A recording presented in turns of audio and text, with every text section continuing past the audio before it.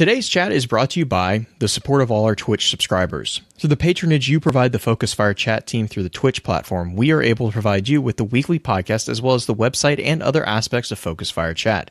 If you have any interest in becoming a subscriber of the FFC and gaining access to some exclusive features in the Discord server, please be sure to visit our Twitch account and click on the subscribe button. If you're an Amazon Prime member, remember that you do have a free subscription to Twitch every month that can be used for this. And for those of you who are already subscribers, thank you again for your generosity.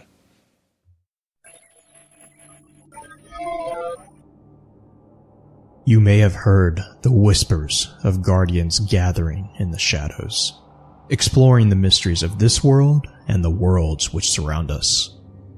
We are all in search of truth. Sometimes we need to focus that search, focus that fire. And so we come together. Join us. Join the discussion. Welcome to Focused Fire Chat.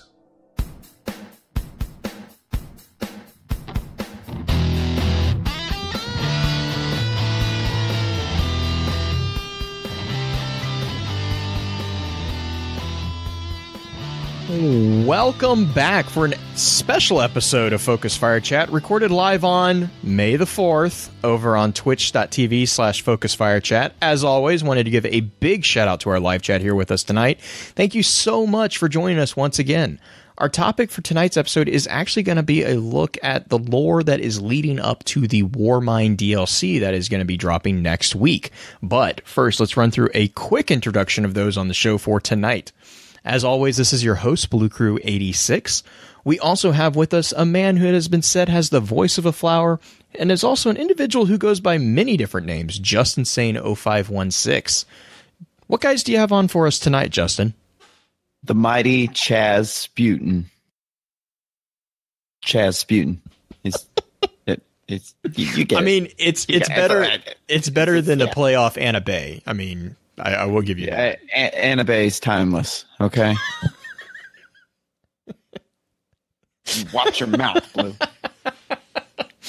Well, rounding out our usual team, we have the grizzly bearded cultivator of Spinfoil himself, Beard Grizzly. Beard, how are you doing tonight? Don't talk to me. I'm writing in my book. To be fair, that's like the 5th time Beard has told me to leave him alone. So yeah.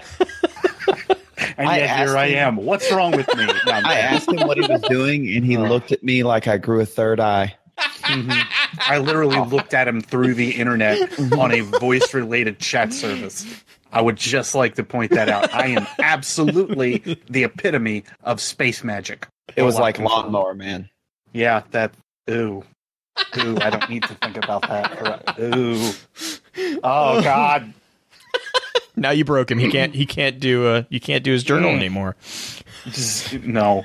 Yeah, I'm gonna say between not having enough time, this heat wave that we're facing in the Northeast right now, and just losing focus, I've just been kind of racking my brain. Like, when in the heck am I gonna actually write this Weblore into my journals so I can actually start to remember it? Because my thoughts are all over the place. Real quick, I'm gonna have to ask just for specifics there. When you say heat wave. Yeah. What's your definition? What's your definition of a heat wave? One numbers. Well, the heat two wave, numbers are 3. The heat wave. Let me set up the scenario for you here. So the other day, which actually I guess was about 3 days ago, the high was 45 here in good old PA. Okay. The next day, I woke up and I looked at my phone and was like, "Why does it feel like really hot in here?" Just having woken up at like 12 o'clock because I was up late again the night previous. And all of a sudden, I looked at my phone and went, "Why the heck is it 85 degrees right now?" The high. That's like Texas weather right there. I was about to say that's springtime in Texas.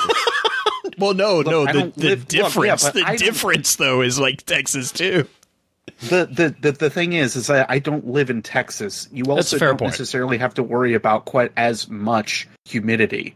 Let me tell you about how Pennsylvania is with humidity. Oh, yeah. Because You want to talk about humidity, beard? All right, look, I get it. You're down south more. You got an excuse for acting that way. No, we can totally have that fight. I just don't expect that kind of climate change in Pennsylvania at the start of May.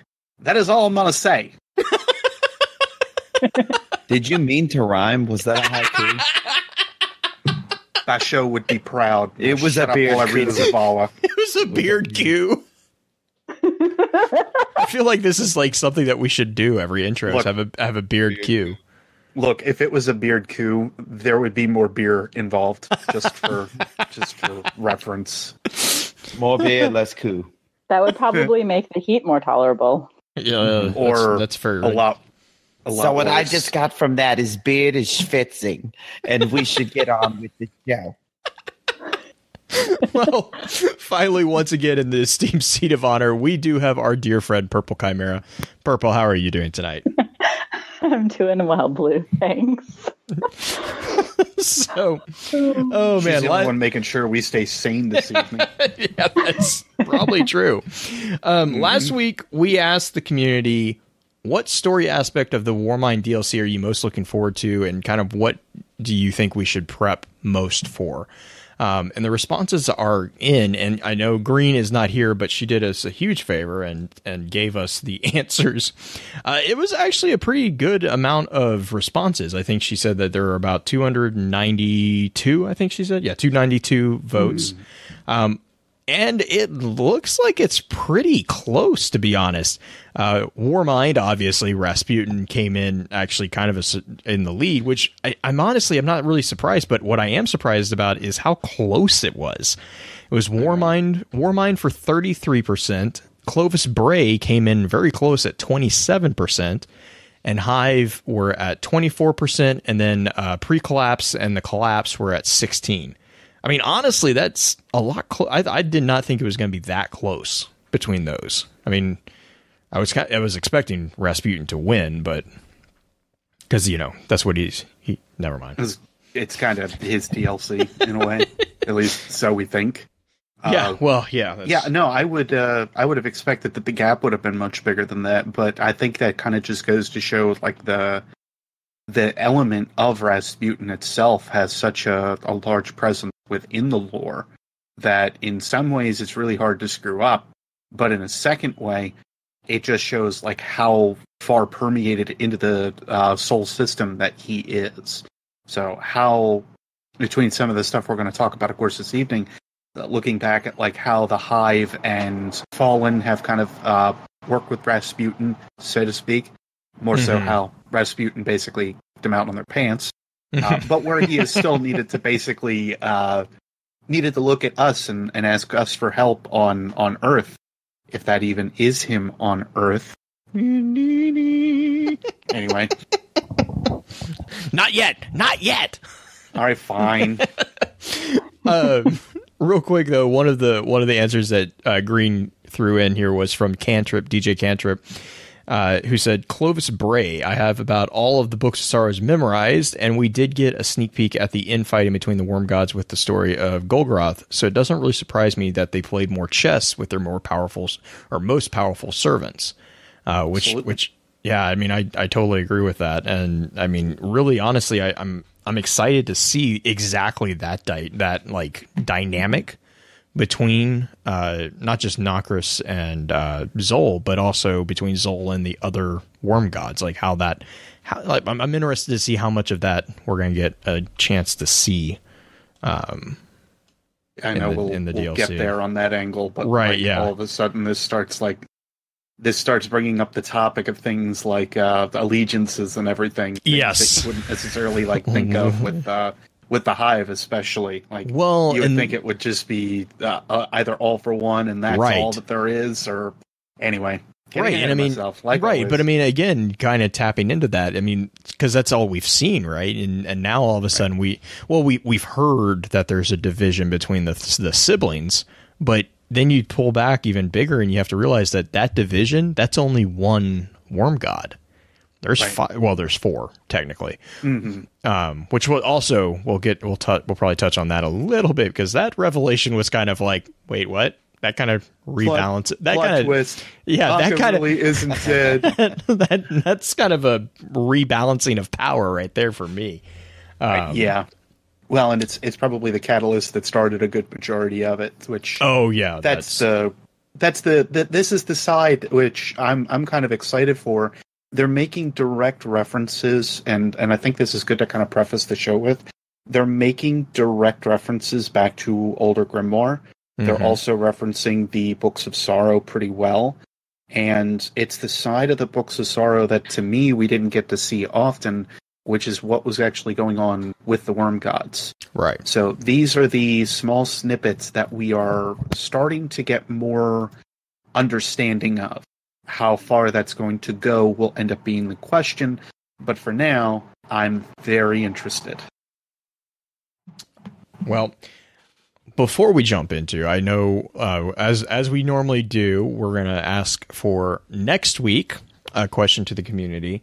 And this time, our next topic is going to be on the gunsmiths. So it's going to be kind of returning back into the current game as well. I guess technically then Warmind will have been released as well. So what question do you guys want to ask? Since Green's not here to make it up on the fly, we get to make it up. So which is very dangerous. Yeah, really. When you say I'm surprised she let us do that. Yeah, I'm not gonna lie. I am surprised that she did not put something in there like, Blue, you're going to ask this question. Like, all right, you left it blank. I mean, I generally am sometimes the one that says, let's ask this question, and everybody's on board with it. That's true. That's true. When you say the gunsmith, do you just mean Banshee, or are we talking weapon foundries? Not necessarily the weapon foundries, though. The gunsmiths that are in. Yeah, I mean, I'm not thinking the weapon foundries, but I mean the gunsmiths in general. Like the position. Now, granted, Banshee and apparently Archite is considered a gunsmith now. He's no longer a quartermaster, which was interesting. Yeah, no, I'm like, wait, what? Like, because there is a slight difference between them. Right. But so, I mean, yeah, it's gunsmiths as in the position, not necessarily the vendor position, which I think will cross into weapon foundries, because obviously the weapon foundries do have gunsmiths employed, but I wouldn't be opposed to diving into some of the foundries, but I don't think we're going to do a deep dive into foundries necessarily. I mean, to me, that really sparks up a couple big questions. One would be either who is your favorite out of what it is that we know so far of gunsmiths, or what is, if we want to go along with the foundries and the fact that most gunsmiths have to work with the foundries, especially in the case of somebody that's numbered 44, at that point, it would be which foundry do you like best, or which style gun. Yeah, I was about to say, which style. More? Yeah, I like that. Let's do that. Which style gun do you prefer? I like that, because that's actually, as soon as you started talking about foundries, that was where my brain went. Because we see the distinct difference between those styles. Right. And when I say style, just to clarify the question a little bit too for everybody, the idea would be looking at like how the weapons are put together in a lot of ways. So like Hake, I'll take as an example. They're more like the rigid look about them, and then you get Suros, and they're more of like a curved look about them. So keep that in mind as you're kind of like looking over most of the other foundries. Then you get the best one ever, which is Amalon. I was going to say, so why is it Amalon, and why is everything else wrong? and also, for the record, who is your favorite gunsmith, and why is it Shira 4? In which case, otherwise, you are otherwise wrong. Yeah, and also, why do most Suros guns look like suppositories? Well, there's a scientific fact for that. I really don't know. And now Suros is ruined for me. Thank you, Justin. Yep, I will never hold a gun like that again. You're just gonna be shooting someone saying, "Take your medicine." Oh God. Well, I don't even want to have Suro's regime now. Now I have a question. I have a question about your community question. Are we supposed to pick a favorite, like, look, or a favorite, like, to play in game? Because they're different sometimes. I'll agree with that. Yeah, I'm going to say I would go more with just style, just aesthetics. Yeah, I said, what style of gun design do you prefer? Or gun as... Yeah. Because when you start dealing with gunsmiths, you start dealing with stuff like kit bashing, like we know that Shiro 4 is very good at. And we start also dealing with like how these guys are putting these weapons together. And realistically, it comes down to either are they focusing on style or are they focusing more on like function? And when you start talking about a gunsmith, there are different levels in which they're going to put their weapons together that influence the overall design and function of a weapon. But overall, the aesthetics are still going to have a very key part to play with that. Amalon, for instance, wouldn't have that liquid moniker to give us an idea on how the levels actually are within the gun and how much we have left on ammo if it was not for that style being a choice of their own. So that's what I would say. So again, focus just on the style and the look of the weapons, not necessarily how they feel or handle. Just look. Yep, I like it. And also, again, Amalon and why you're wrong otherwise. I don't know. Yeah. Vice does come close, though. I think all right, you're fair there. Some of Vice, I'm like, I really would like to like you as a gameplay, but I can't stand you.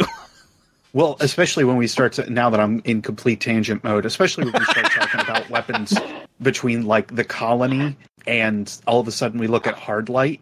I've got two weapons there that I would easily look at and say, I like both of those guns very much for their style and aesthetic. And I especially like the colony because it skitters around all over the place. And Justin's lucky it's not snakes. Yeah, I love any gun you don't have to aim. That's too. Why is he posted up like a bulldog? I love Amalon weapons because they all look like they could be folded into a briefcase. That too. Yeah. Yeah. All of a sudden they're like an attaché assassin weapon, like every single one of them. Oh, man. All right. So I know as much as obviously we love talking about the aesthetics of weapons, I know everyone is looking forward to diving into tonight's discussion on the Warmind DLC. So let's run through our standard intro notes real quick, and then we'll get right into it. In our last episode of Focus Fire Chat, we discussed the lore surrounding Failsafe. If you ever miss an episode and would like to catch up, please be sure to check out FocusFireChat.com for archives, articles, and links to the other aspects of Focus Fire Chat. If you don't mind, please rate and, if you can, review the show on iTunes, Podbean, or whichever podcasting app you use to enjoy podcasts. Reviews are extremely helpful as they not only let us know what we can do better, but help us stay on the charts, which helps others find our amazing community. To those of you who have already taken the time to leave us a review, thank you. As many of you already know, Focus Fire Chat is a cross-community gathering where the intent is to offer a week-long, in-depth view of a particular subject from within the lore of Destiny and other games. This chat begins every Tuesday morning and runs until the following Tuesday, with topics decided by the group via a poll that begins every Friday and ends on the Tuesday morning of the new chat. Every Friday at about 10 p.m. Central, we get together to stream a high-level summary of the previous week's chat for those who were unable to participate. Please be sure to also give some support to the other podcasts in the Guardian Radio Network, links to which can be found in our show notes or on our website. And if you're a fan of lore in all its various forms, be sure to also check out thelorenetwork.com, where you can find a wide variety of some amazing content covering a number of different titles and mediums. Our next chat is going to be a discussion on gunsmiths. As always, please be sure to weigh in on the poll this weekend to let us know which topic you want to discuss after that. Links to that poll can be found on either Twitter @FocusFireChat or within our Discord server. As usual, here's Green with a high-level summary of tonight's topic. Well, hello, my dears. I am... well... it doesn't rightly matter who I am. Needless to say, we have a lot to cover before... well, yes, let's get to it. The writers of our destiny wait for no one. Our dear Anna Bray. Yes, I know what you have heard, but there's more to it than you know. She hunts for what we all want. Knowledge of our past. of the time before. But I'm afraid her hunt is much more dangerous than earning the ire of officials. You see, brave facilities are notorious for attracting all sorts of enemies. Truly, if the records hold, where I fear she goes now is the birthplace of Rasputin. The very facility that has been mostly forgotten, save for records locked from prying eyes. I fear, if what I've been able to gather is true, that what she will uncover out there will be dangerous for us all. Please, go help her, and in turn help us all. Before we jump into the information and thoughts that the community had about the Warmind DLC, however, let's have a quick chat about this week's Lost Lore.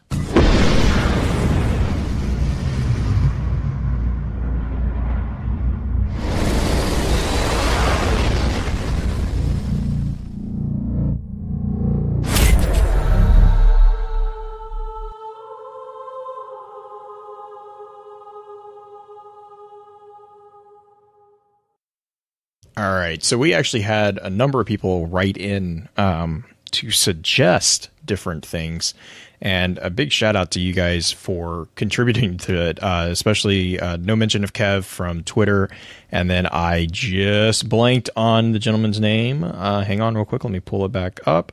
Chargoon, who also said Ghost Fragment Mysteries and Darkness, and Kev actually said Darkness 3, which is the one that we were already kind of thinking about because it kind of fits in the theme of the whole thing. Darkness 3 is the excerpt from the Journals of Toland, and it's the one that a lot of people really like reading because it's the one where he kind of insults everybody. And then the other one is, let me make sure I got that right. Mysteries. I think that's one of the ones that is from Rasputin's point of view, which obviously is a good tie-in. But real quick on Darkness 3, to kind of come back to that one, the reason why Kev and Chargoon kind of mentioned this one, and Green and I were really in pretty strong agreement with it, is that this is one of the few times that we see an explanation, like a clear explanation of the darkness. Not going to say it's right, but I'm saying that it's actually someone who is trying to explain something, which, you know, given Destiny's propensity to not do that, it makes it very stand out. And real quick, do any of you guys want to read that? I have it pulled up if you would like me to, but I wanted to offer that if anyone else wanted to. Darkness 3, you said? Yes. I got it right here. Perfect. What does the text say? And again, this is Darkness 3, in case you guys want to look this over. I drive myself to the edge of madness trying to explain the truth. It's so simple, elegant, like a knife point. It explains this is not hyperbole. This is the farthest thing from exaggeration. Everything. But you lay it out, and they stare at you like you've been exhaling dust. Maybe they're missing some underlying scaffold of truth. Maybe they're all propped on a bed of lies that must be burned away. Why does anything exist? No. Don't reach for that word. There's no reason. That's teleology, and teleology will stitch your eyelids shut. Why do we have atoms? Because atomic matter is more stable than the primordial broth. Atoms defeated the broth. That was the first war. There were two ways to be, and one of them won. And everything that came next was made of atoms. Atoms made stars. Stars made galaxies. Worlds simmered down to rock and acid, and in those smoking primal seas, the first living molecule learned to copy itself. All of this happened by the one law, the blind law, which exists without mind or meaning. It's the simplest law, but it has no worshippers here. Out there, though. Out there. How do I explain it? It's so simple. Why don't you see? Imagine 3 great nations under 3 great queens. The first queen writes a great book of law, and her rule is just. The second queen builds a high tower, and her people climb it to the stars. The third queen raises an army and conquers everything. The future belongs to one of these queens. Her rule is harshest and her people are unhappy, but she rules. This explains everything, understand? This is why the universe is the way it is, and not some other way. Existence is a game that everything plays, and some strategies are winners. The ability to exist, to shape existence, to remake it so that your descendants, molecules or stars or people or ideas, will flourish, and others will find no ground to grow. And as the universe ticks on towards the close, the great players will face each other. In the next round, there will be 3 queens, and all of them will have armies, and now it will be a battle of swords, until one discovers the cannon, or the play, or the killing word.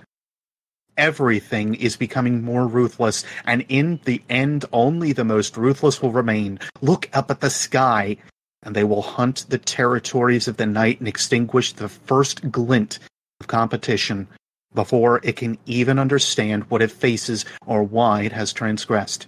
This is the shape of victory, to rule the universe so absolutely that nothing will ever exist except by your consent. This is the queen at the end of time, whose sovereignty is eternal because no other sovereign can defeat it. And there is no reason for it. No more than there was reason for the victory of the atom. It is simply the winning play.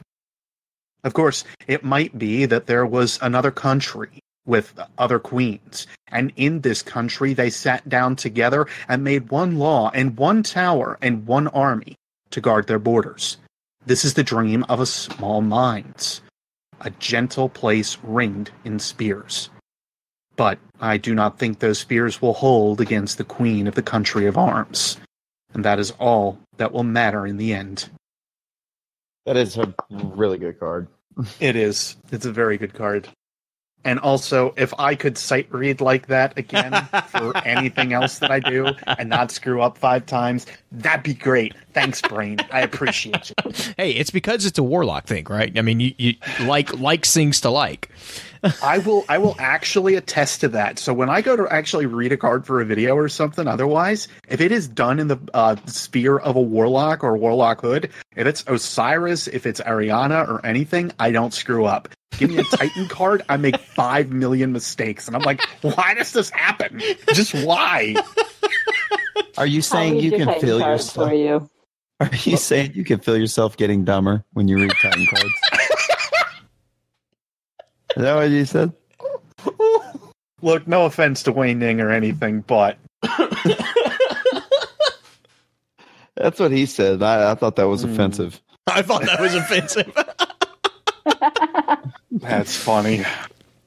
Real quick, as an aside, this is actually where one of my theories on the inspiration for Toland the Shattered comes from, because there is actually a Irish philosopher who goes by the name of John Toland.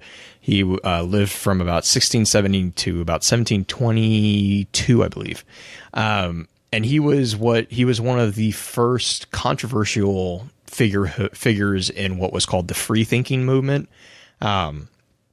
He was 100% against organized religion and in pretty much all of its forms, mostly because of teleology. And he actually went ahead and supposedly, this is one of the most interesting literary hoaxes, he and Voltaire did not get along. And it's really funny. Like usual. I mean, Voltaire didn't really get along with anybody, to be fair. I mean, to kind of put a defense on Toland right here, it's Voltaire. So yeah, you're at a disadvantage from the start. But he supposedly had a treaty of the 3 imposters. Which basically is he's condemning Christianity, Judaism, and Islam as 3 great political frauds. But it's really interesting to me because his whole thing was the 3 imposters, and Toland's whole thing in this card right here is the 3 queens. And if you if you take it a step further, you can actually kind of align most of those three religions with the different queens. And it's I mean, it gets really touchy, but as far as a political as far as a political parallel, it's an interesting little concept. And this card, honestly, I can't read it without reading some of the actual Toland in this. He was very aggressive. He was very I don't want to. It's not condescension, but he had a tendency to talk very highly. He used very high education, and like he was very well educated. He was a very he basically progressed from Catholicism all the way. He kept going more and more liberal in regards to against the tradition, not necessarily liberal in the modern sense, but he developed into what was called pantheism, which is actually a word that he coined, apparently, and it stems from another philosopher, Spinoza, which I'm not going to get into that, but it was a conglomeration of some of his ideas with Toland's ideas. But he basically came out and just, I mean, attacked predominantly a lot of the teleological schools of thought that he saw as being blind. Like he like the whole thing in the fragment here where he says teleology will stitch your eyelids shut. That is where I kind of draw a very strong connection between these two figures. So, but yeah, if you're at all interested in that particular thing, just look up John Toland. There's a number of John Tolands, just a fair warning. This is the one who was an Irish rationalist. So specify that when you Google it, because otherwise you'll end up with reading lots of beer. Yeah. Well, I mean, to be fair, the Irish did save civilization. They were pretty well educated, and this was like the Martian. It was potatoes that saved the day.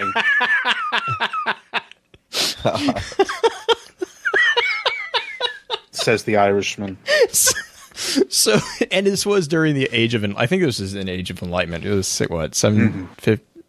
Yeah, early expressions. Yeah.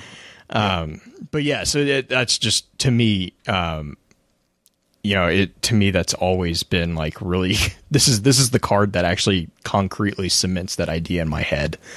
But, I mean, he probably also wasn't fun at parties. Oh yeah, I'm trying to. I think I did actually. Voltaire's parties. Oh God, yeah, no.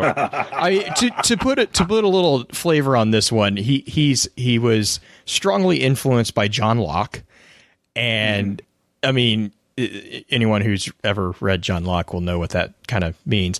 But like, I mean, he was a very academic. He was very aggressively academic.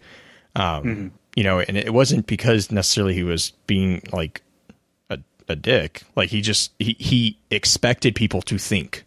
And when he encountered people who blame, again, going back to the Darkness 3 card, pulling in that teleology and being like, oh, this is just the way it's supposed to be, it infuriated him. And that's where like his frustration at that kind of led to the departure, I guess would be the kind word, of that particular conversion.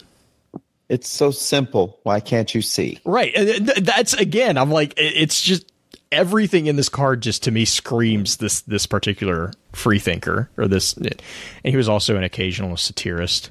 So, I mean, it's, I don't know. I'm going to let someone else talk about maybe the actual game.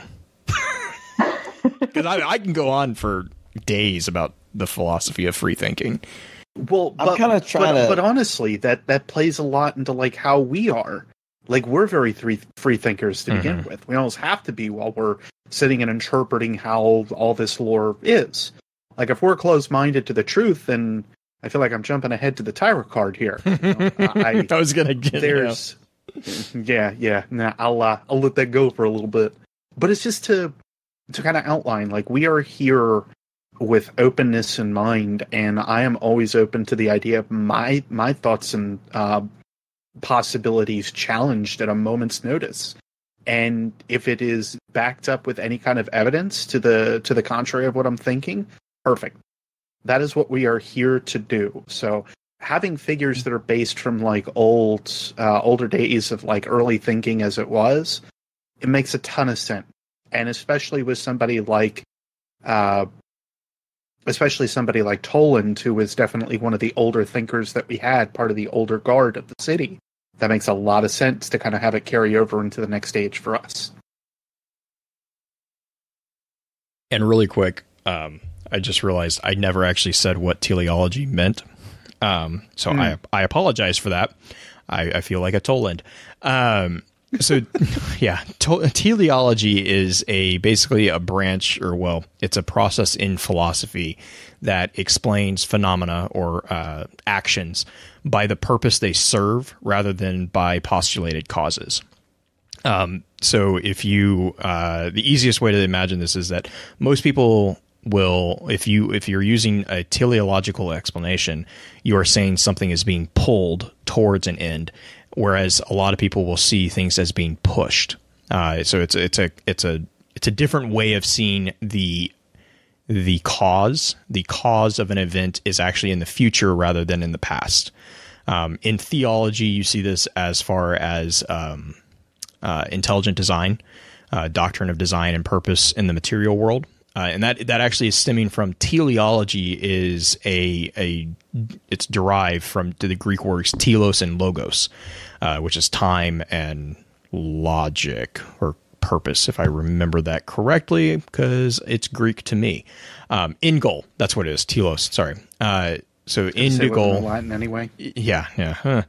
Teleos is end or goal, and then logos is reason or explanation. So a teleological explanation is something that is explained by the end. So as far as like going back to Toland or going back even to Toland in game here, it's avoiding basically a lot of people who have problems with people who hide in teleology is because there's a lot of people who don't take ownership of their actions. And within a teleological approach, they are saying that, the end is going to justify the means. And that actually does a disservice to those of us in the present, because if the end justifies the means, that means that you can do whatever you need to as long as you achieve the end. One of the this is going to get really kind of gritty for a second, but one of the prime examples of this is actually in the World War I and World War II. This was an argument that a lot of the Reich would use in explaining that, the end justifies me. We are going to become better by doing this, and this being a very gritty thing. And I know there are a couple people who listen to this with kids, so you know what happened then. Thanos. Thank you, Justin. That'll work. That will work. And so in that justification also kind of explains where Toland in reality and in game again have a lot of frustration to that, because it's denying the value of the individual, because you're just seen as something that's being pulled. You have no independent free thought. You are predestined on a path that is already set.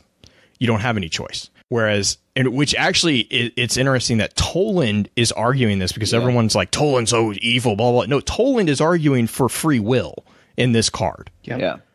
And that's something. Teleology is a lot more like what the Hive have going on. Yes and no. So teleology is often ascribed to as like predetermination. Like you have the illusion of choice, right? And this is kind of getting into apologetics.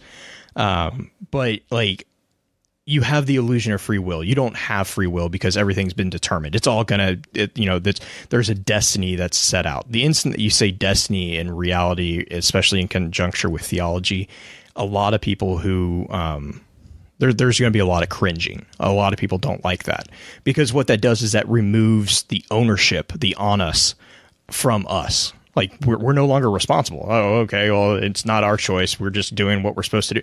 And it denies that ability to take ownership of your own existence.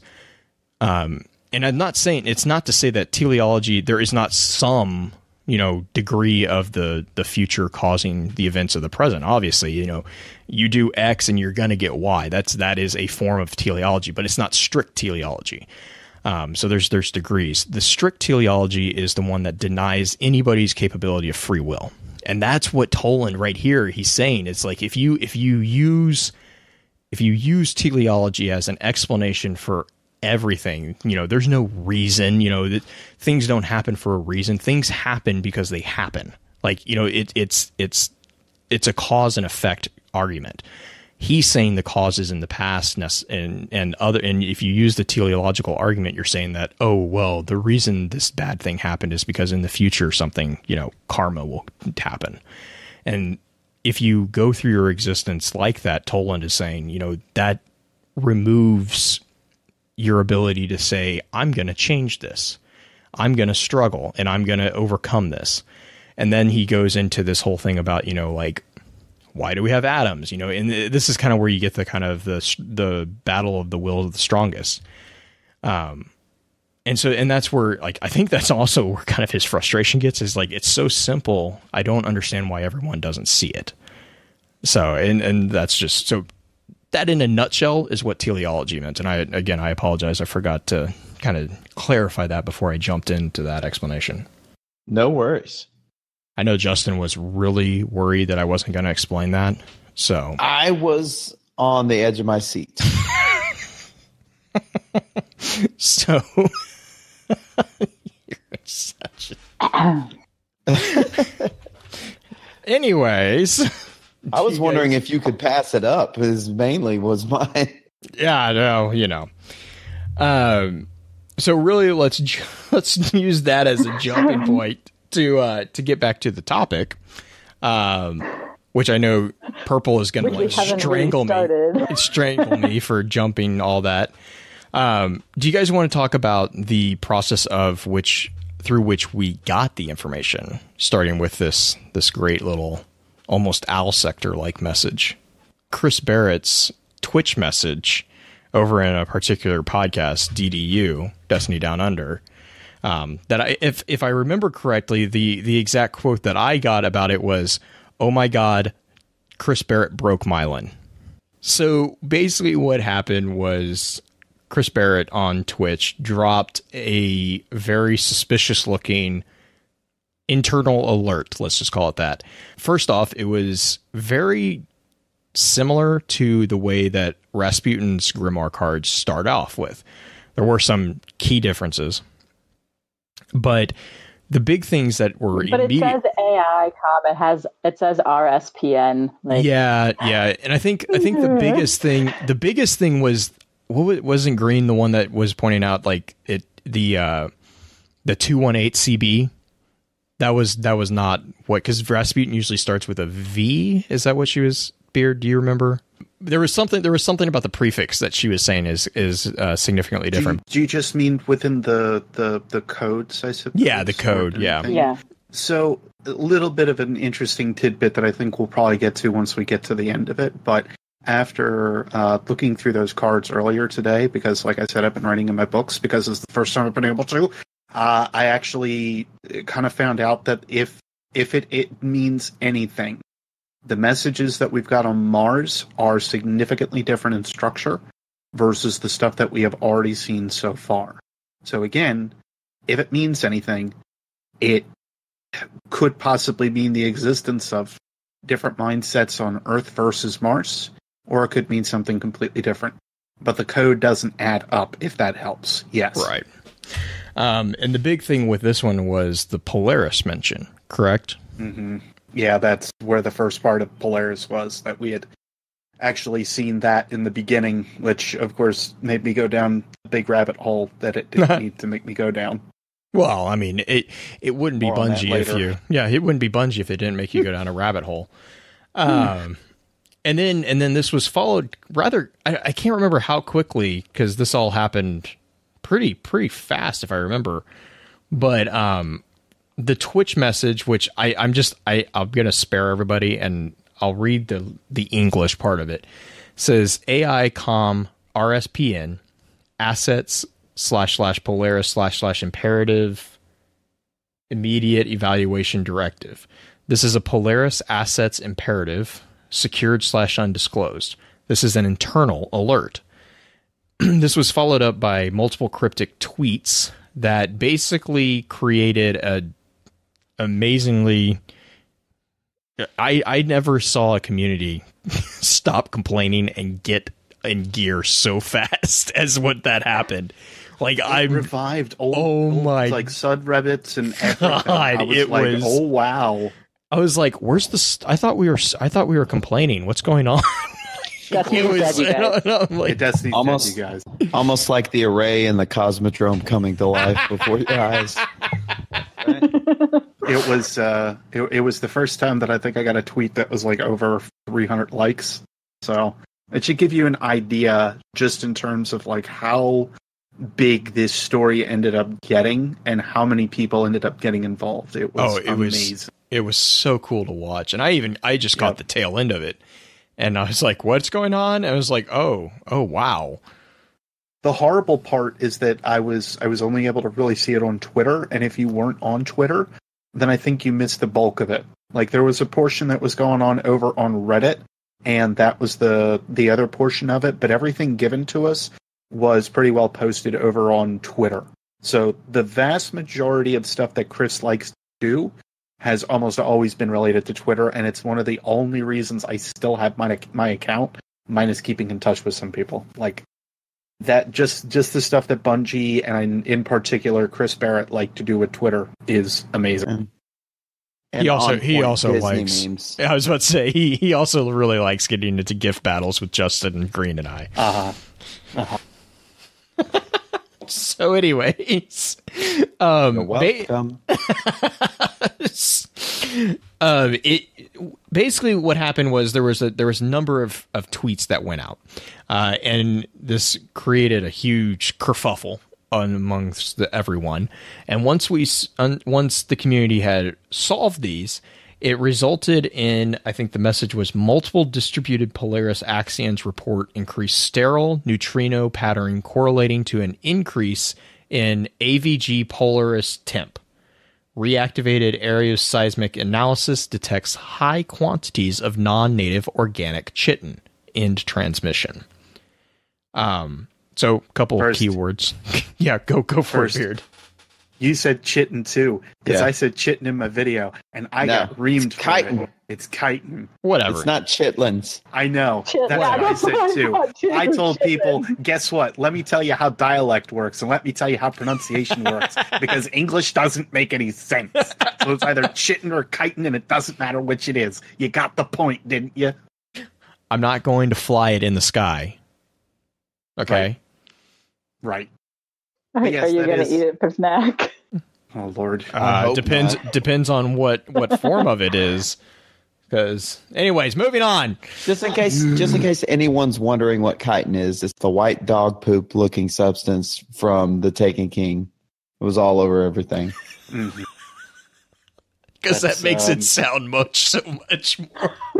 Yeah. Well, you're not eating it for lunch, so there's mention of it by Eris in the Cell Strike. That's and where the you Dark Blade. Really, yep, with the Dark Blade.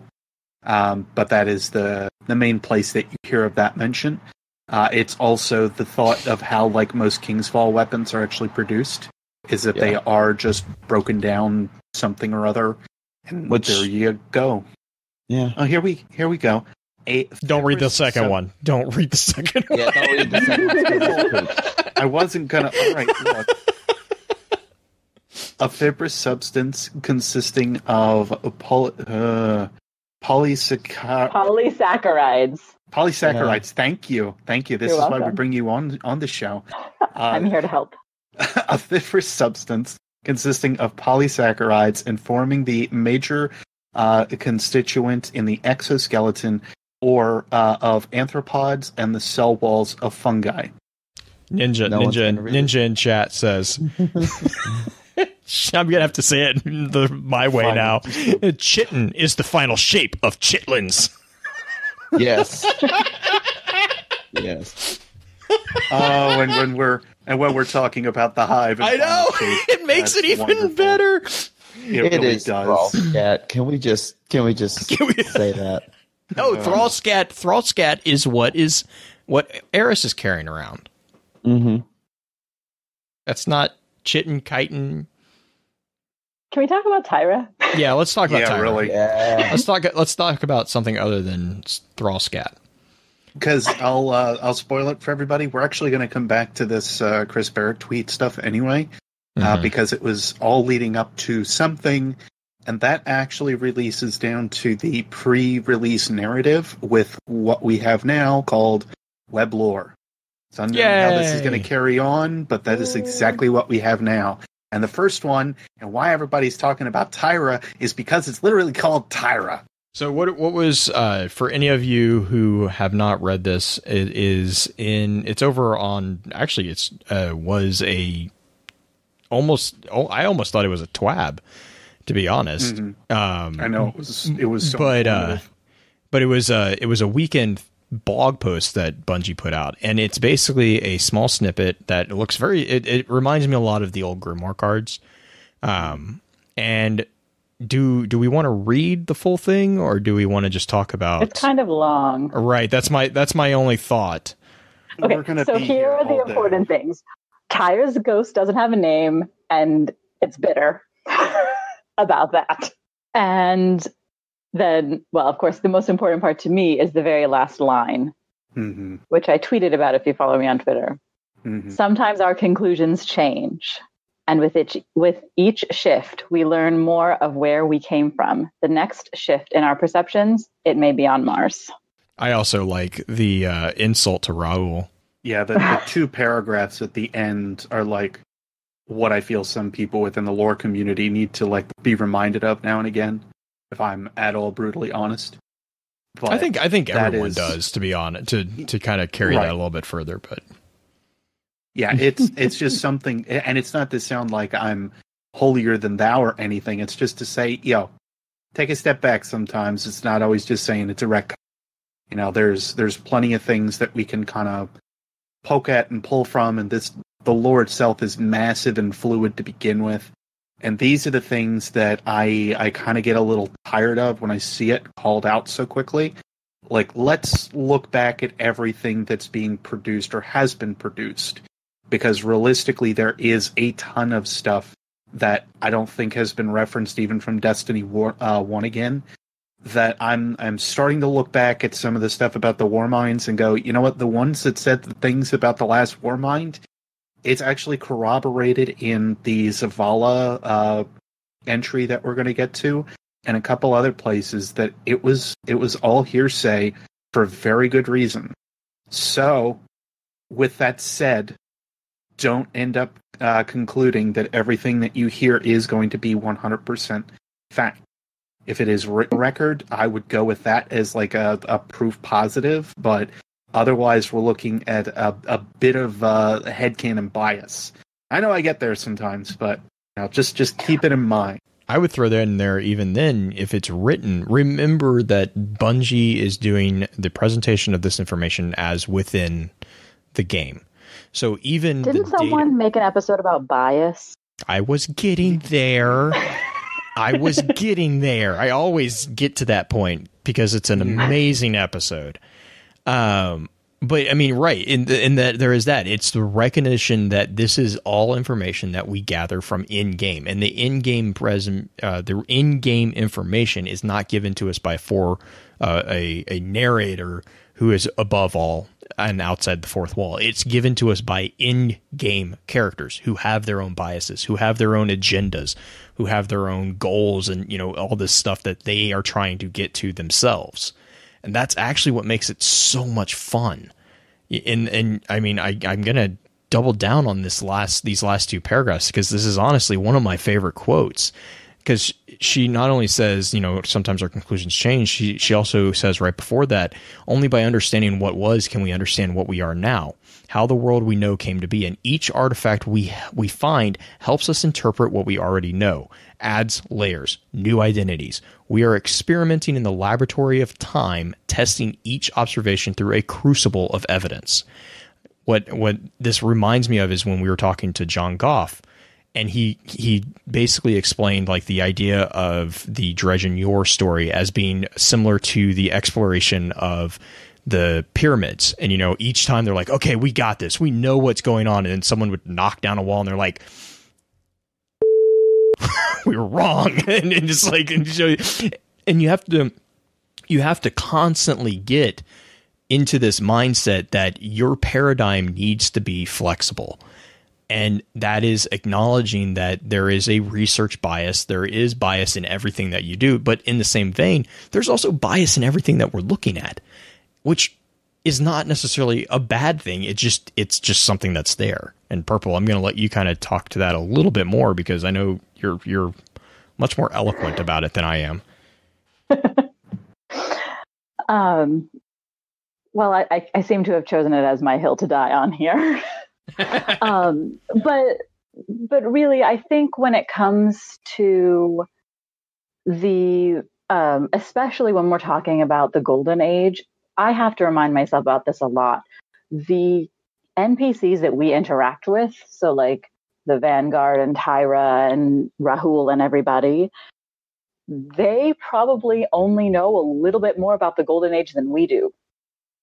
Right, because pretty much everything was lost. Like, it was called the collapse for a reason. And Tyra even mentions in here that this data she's talking about was recovered more than 6 months ago, but it's just now being decrypted. So one, it looks like it's just a lot of stuff, but also, like, is that because it was under a lot of secret coding that they had to decipher, or is it just, like the Rosetta Stone kind of situation where, like, we just don't speak the same language anymore? So any information that we get about the Golden Age is coming through, Tyra is coming through, Ikora is coming through, the speaker is, whoever it's coming through.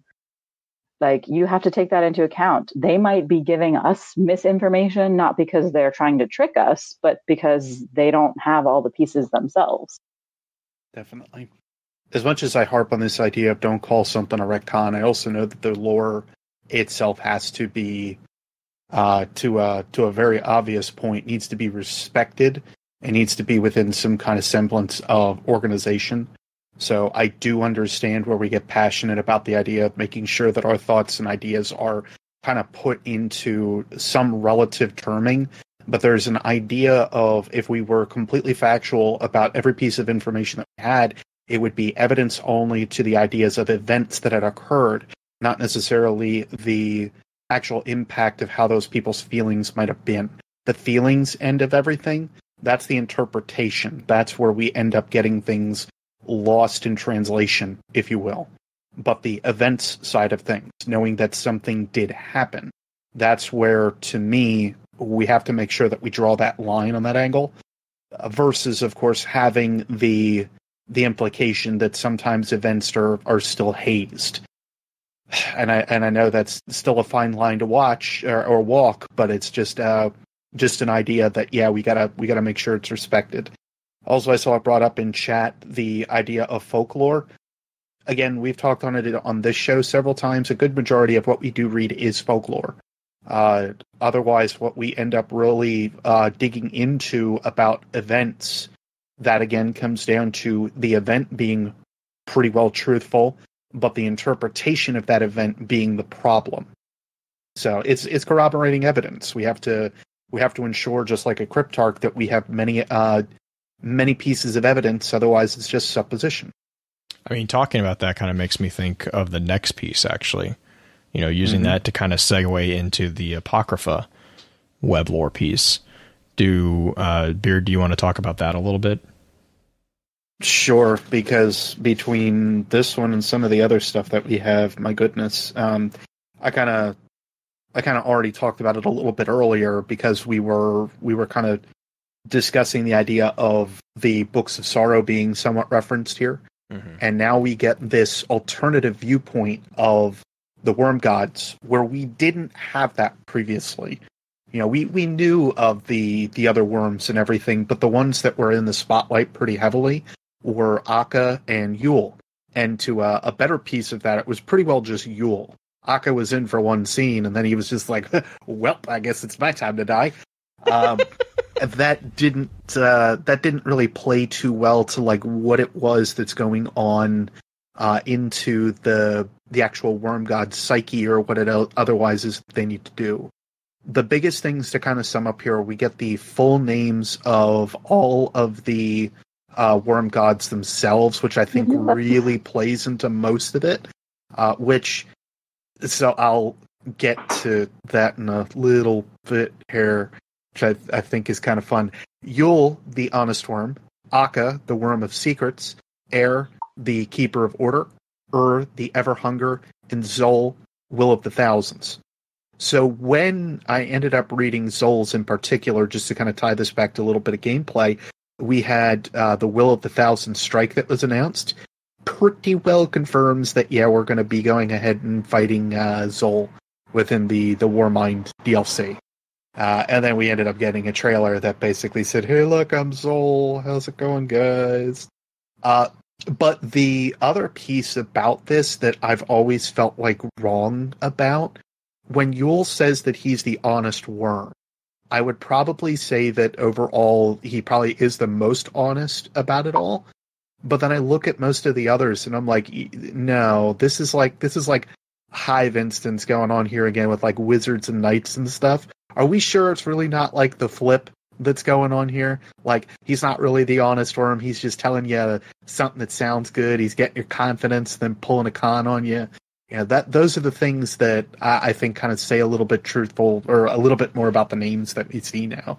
But what is further interesting about this entry is the perspective of who it is that's actually talking within this entry. And we find out by the end of it is that it is Nokris. Nokris is the one that actually is voicing all of this. He's talking about these places that effectively that he's either been, or the war that is starting to develop within the worm gods themselves. And Yule is basically the one that's going to be spearheading a good majority of it, just to say, hey, we kind of saw that Akka can die. Let's remember that we're like just being a little bit on the, that we're placating ourselves a little bit too much here, where we're not moving forward. And they kind of sum up the books of sorrow very quickly, which I think is kind of funny, just in terms of like how the sisters came to power and how everything else ended up kind of going. But then we get to this point where it's like, well, now we still don't know exactly like why Nokris was abandoned or anything otherwise. It was just a matter that Zol ended up finding that, Oryx is a very powerful being. Maybe his son, which they pretty well confirm out of this entry as well, is just as powerful, or has the capability to be just as powerful. Maybe I should align with him. So Zol ends up taking Nokris' heart, and in turn, Nokris takes a bit of power directly from Zol. So it's another bargain, but it almost feels like a secondary bargain. Like there was the main bargain that Oryx and all them had made back on the Fundament, and now there's this one that kind of showcases again. So it's just these constant bargains that the Hive seem to like to be to enter in. Real quick on the bargain idea too. The way I kind of read it was kind of similar to what you just said, but also remember that the bargain that started this whole thing was done with the siblings, and Nokris is not technically part of that. Like, I mean, he could be, but he's not beholden to that bargain in the same sense that Oryx is, right?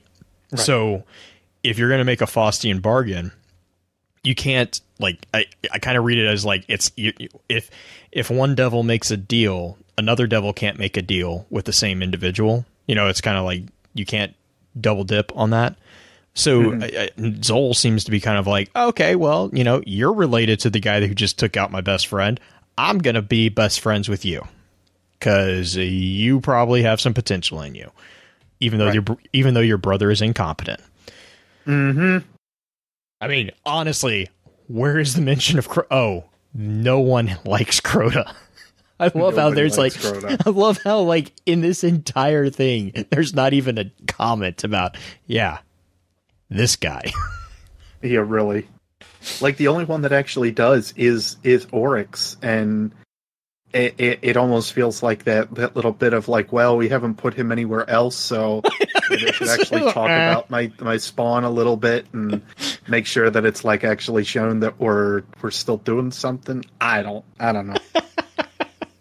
Throw but him through a gate. Yeah, really.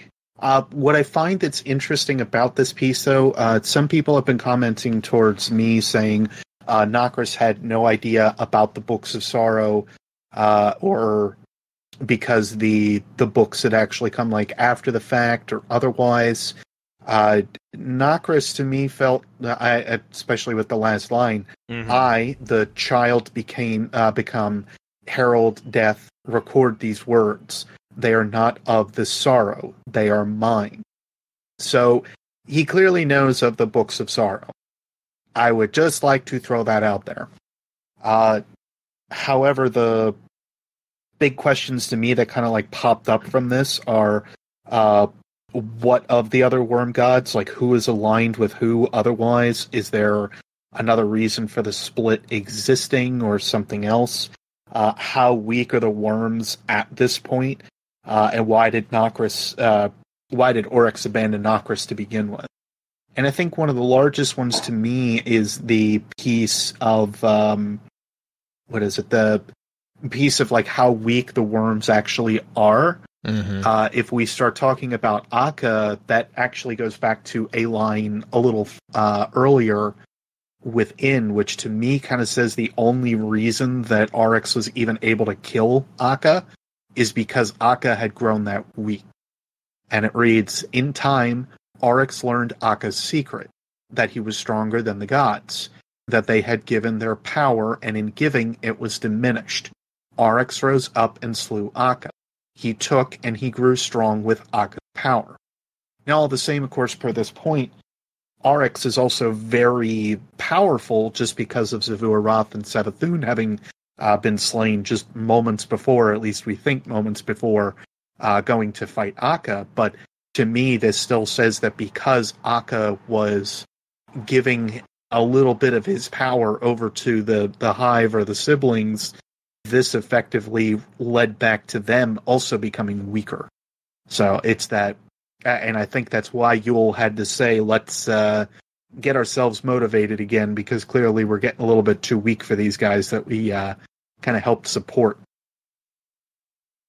Yeah, and I think that ties into, too, from the Books of Sorrow as well, Oryx's point about the whole thing of, like, you know, we were given. So it's in the sword logic, it's not just the ones that are given, but it's also the giving. Kindness is punished, it seems, which, right, you know, that has its own implications as well. But, you know, I guess using again as another segue, talking about something as being given, you guys want to look at the Cryptarch Weblore piece, because this is something that is given that is directly connected to the teaser trailer that we all got. What was this, Tuesday? Last Tuesday was when we got Anna Bray's little trailer. Yeah. This really kind of explains why Anna Bray even went where she went. And the other cool thing real quick is there's a number, hang on, I think there is 1, 2, 3, 4 that I counted, 4 new character names, other than the big names like Nokris and, you know, which we already kind of knew, but these are 4 new names that we have about in the game world, Reinhardt and then Cameron in this particular piece. And Cameron actually makes an appearance in the webcomic, which if you guys have not had a chance to read, I really liked it. I didn't like the art style as much as I liked Curse of Osiris's comic, but the trade-off was, I liked Curse of Osiris's art. I really did. I really liked the art style. But the flip side is very interesting. You're the first person I've heard to say that. Oh, really? I didn't like the comic for Fall of Osiris. Well, okay, right? Yeah, I know why. I love this one. So, no, it wasn't because like even the art. I just really you didn't like it. I don't know. No. I like that. I like that general style. I think that's officially nuts. Yeah, well, you know, it's not a podcast until we disagree. So, you know, but I mean, like, just that style for comic books, especially. Like, I don't know. It just it makes me, when I see that particular art style, my brain immediately is like, oh, I'm reading a comic. Like it's just Right. Well, wasn't the artist some important person? Oh yeah. Comic. These are all Yeah. These they are all actual comic artists. The gentleman who wrote this comic, the Anna Bray comic, is I keep thinking Doctor Strange, but I don't think that's correct. It's I was just Dan Finity was just telling us about this. No, I think you're right on that. I want to actually take a peek at the credits. Is it Doctor Strange? I believe so. But anyways, and then I think it was Peter North that did Fall of Osiris. So it was written and he does Squirrel Girl, I want to say, which is hilarious, by the way. It was written by David Rodriguez and Mark Waid. That's which, who it yes, they're very important. Wade's everywhere. You had Chris Anka as one of the artists, Matthew Wilson as the color artist. I'm trying to remember, like, all of these people are obviously very important to everything that's going on here. But we do have Margaret Stoll and Sam Strackman as narrative directors that are listed for Destiny 2 at this point, too. I should actually make mention of that. Also, did you guys catch speaking of the comic, did you guys catch the little Easter egg on the Cabal language? Yeah. I liked that. So someone translated the thing over on Reddit and everyone's like, oh, that's cool. And he's like, actually, it was just upside down. I think it was upside down and backwards. Like, he was like, actually, it's not even a cipher. He's like, I'll take the accolades, but it really wasn't that. It's really funny. But to kind of come back to the Cryptarch Weblore piece, basically what this is an excerpt from a examination by a Cryptarch by the name of Master Reinhardt. I'm surprised Justin's not jumping on that. But, oh wow, Justin must have actually fallen asleep. But it's collapse and post-collapse incidents on Mars, an examination of ecological changes in the polar regions. Which, I mean, I don't know about you guys, but that sounds really engaging, and I want to read the whole thing. Right? Yes. It's exactly like infrastructure. It's such a good conversation. So basically what this is a Cryptarch doing a dissertation or a thesis on the events that happen on Mars in the collapse and after the collapse, and kind of why, we kind of mentioned this a little bit on the DTR show, is where did this ice happen? Like, when did this happen? What is going on here? What is all this? And he actually references Raoul, who, we all love, who wrote a similar thesis on the great disaster from Burning Lake to the Hellmouth, which just cracks me up. But I really want to know what Ives' response to both of these are, to be completely serious for a second there, because we know that there is a great academic debate between Raoul and Ives. So I'm curious as to what that I would love be. to read Raoul's dissertation on Burning Lake. Oh, and then God. And then Ives' response to it. He's like, opinion. you are an idiot, dear friend, and this is why. We need 3 entries, I think, at this point. One by Raoul, one by Reinhardt, one by Ives, where the one by Reinhardt might be the one that's like more in the center of everything. Yeah, it was like the calming one. Yeah, and they're like on the other side of it all. And it needs to be on the same topic.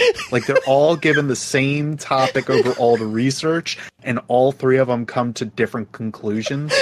That would be wonderful. By the way, if that ever happens, Ives and Rule first, folks. Ives and Rule are just going to devolve into arguing with each other. I'm going to say they're just going to be like, that Ives fellow will probably tell you to believe this. And then Raoul will be over there telling you to believe this. Meanwhile, Reinhardt's like, pudgy little tower that he gets to stand in all day. And then Reinhardt's in the middle being like, well, the facts are. Yeah, really. That's exactly where I would hope that would go. So, and I think this was this where we got the satellite snippet that went, that led down another random rabbit hole. Yeah, it says from data from Warsat, I'm not going to read the whole number, J something something, which crashed and was recovered near Freehold, indicates that the climate change on Mars may have happened over a matter of mere days. However, this Warsat was heavily damaged during re-entry and the data may be suspect. Until we have a secondary source for corroboration, this is mere supposition. Nonetheless, if we accept this data, then we are looking at an external endothermic event caused by artificial means on a scale so massive that it altered the entire climate of the region.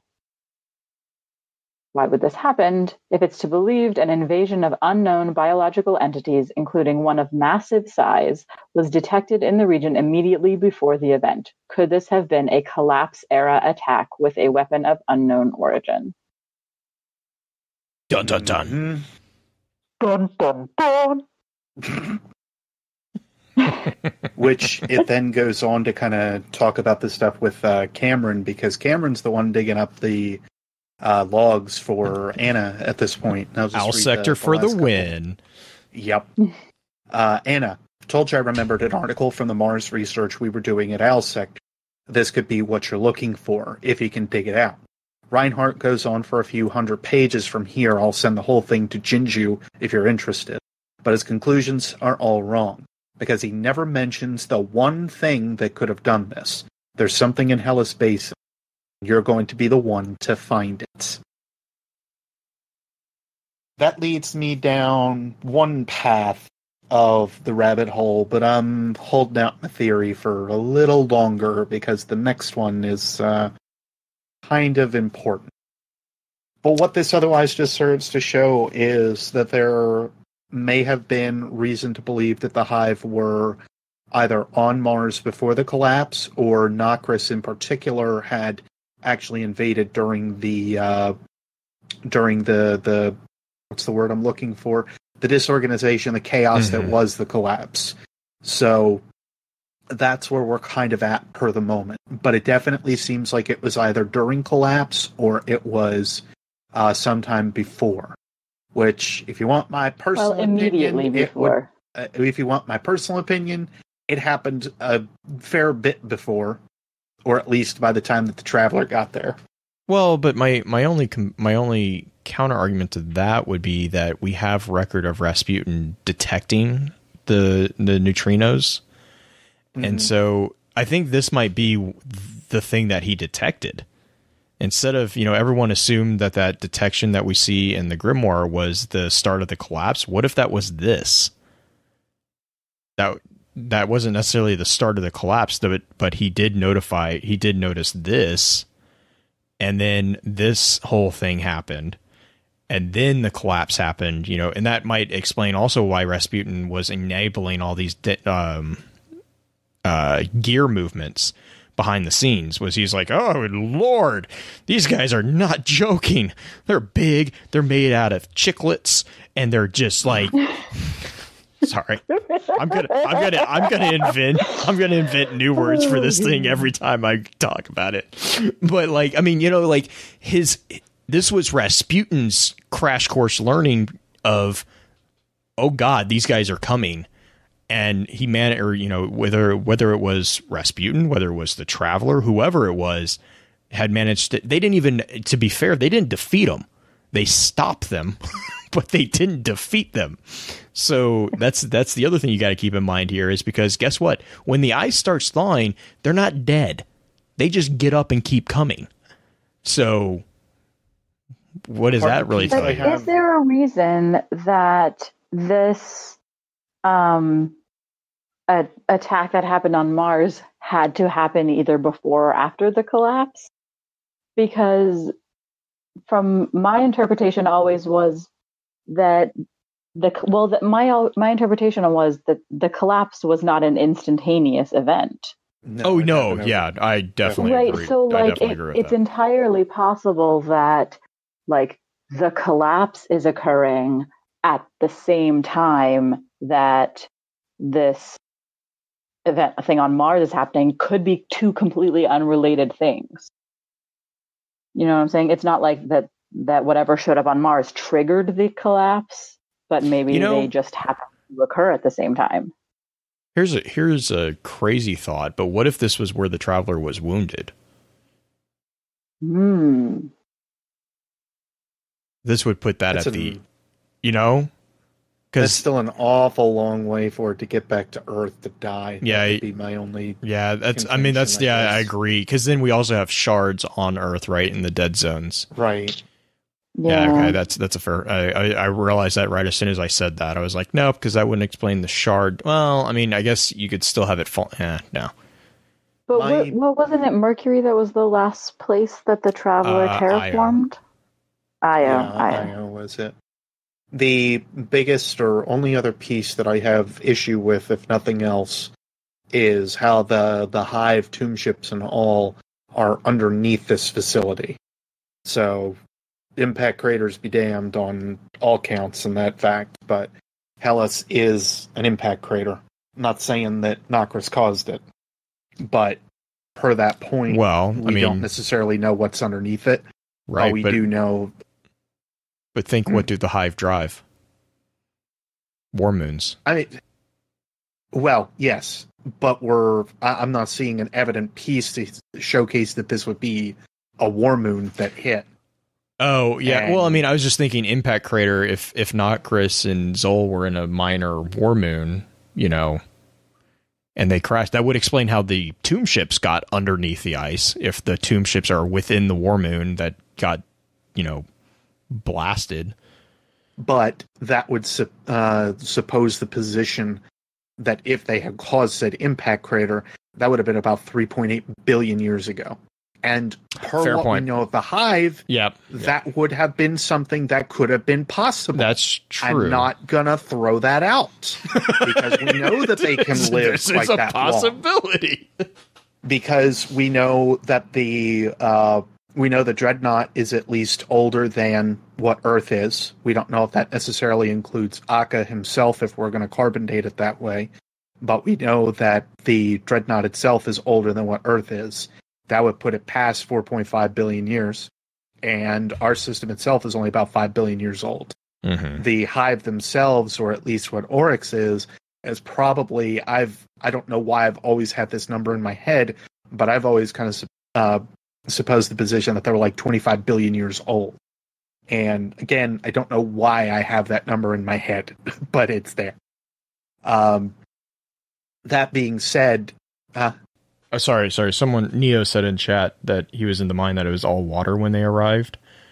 I was like, just thinking, because on Fundament, they were krill. Right. And where did they find the worm gods? They found them underneath the ocean. Well, and that's but isn't there supposed to be a Clovis Bray facility there too? Right, well, but I mean, but it's a massive computer, and you have hydro-cooled computers today. I mean, so you think they built a platform and floated it on a lake? I wouldn't put it past them you need a massive. No. I mean, I could see that being a possible solution because if you think about it, it's basically the cradle for a Warmind, which is the greatest computational thing ever. You want to be sure to keep that thing pretty cool. That's I mean, I'm kind of going out on that tangent and just thinking out loud on that, but sorry for interrupting you, Beard. Mars has supposed fair amounts already of dry ice or water that exists, and for the Hive to do much of anything per the thought right now that everybody still has, that still isn't proving itself wrong. The Hive would actually require or need a water source of some kind to portal in, and that's where, for me, it could still kind of fit that. Yes, they could funnel in under the ground. I just wonder how easy that would be for them. Right. We don't see that these Hive ships or the tomb ships especially are huge. And we don't necessarily know that they're the most durable things or anything like that either.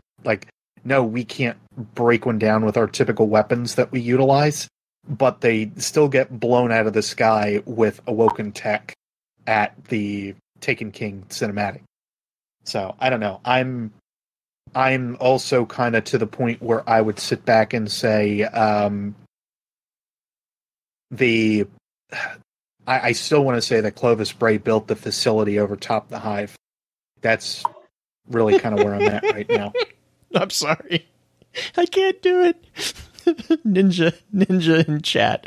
Look, if you're going to build a Bond villain hideout, you can build it on a private island or a volcano. Clovis was just trying to do it right is all. Yeah, really. Well, and I that actually kind of plays back towards like what Deej and now what's his name? I can't remember, and I just had it in my mind. The other major developer that was actually on the live stream. As soon as you said it, I forgot. Yeah, he works with. Oh my god, I can't even remember the company. This is how much I fail right now. Vicarious Visions. Vicarious Visions. Vicarious Visions, yes. Whoever it is that's the lead director over there. But yeah, they had mentioned how Clovis Bray is the company. So of course, when I start thinking they're the company, I start thinking of all the shady that we saw with frickin' Wayland Yutani and the Tyrell Corporation. And guess what? That's what Deej compared them to.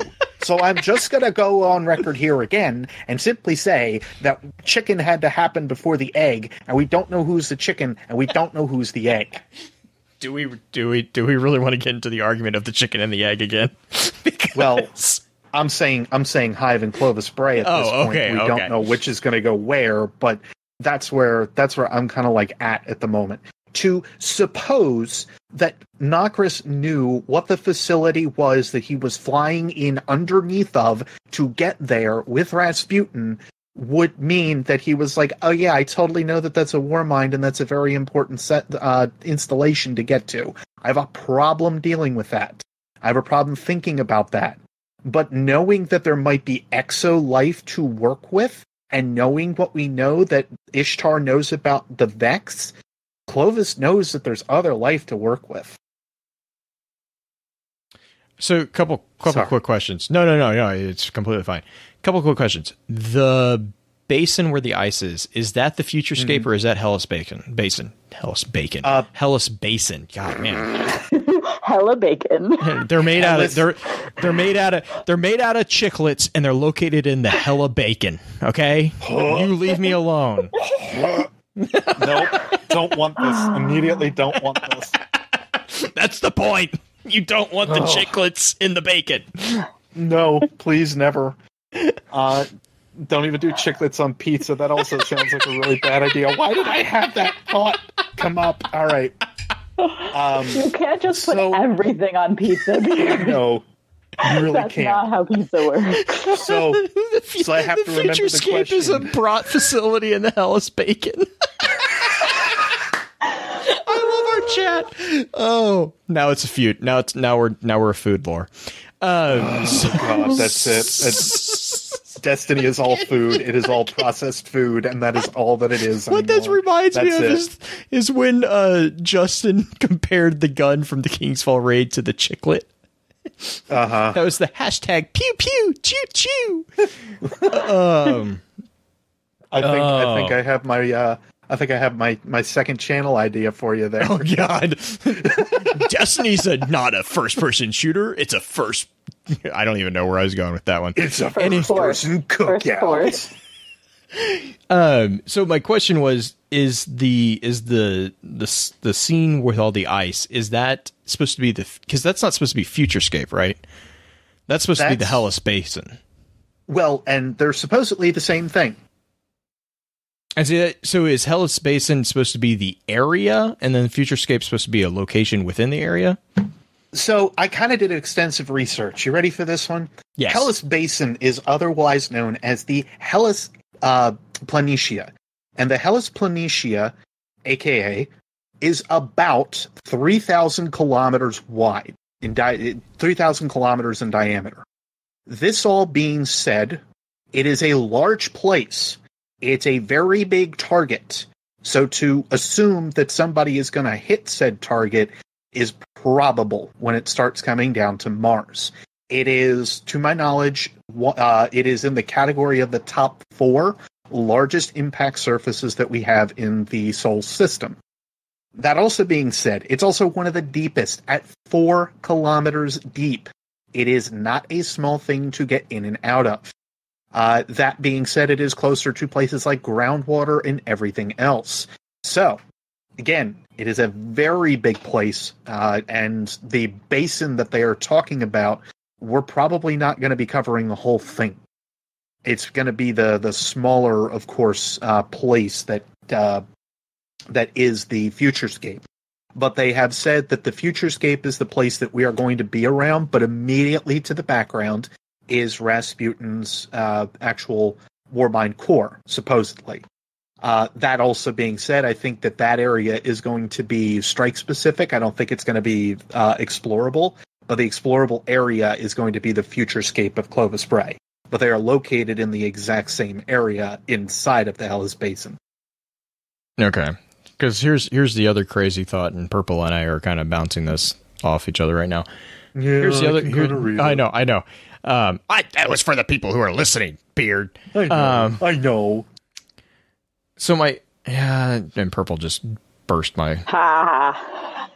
I was gonna say talk about it anyway. Yeah, I'm gonna talk about it anyway. But you have to be all pragmatic and factual. I'm gonna say you guys are making me skirt around my theory. Keep going.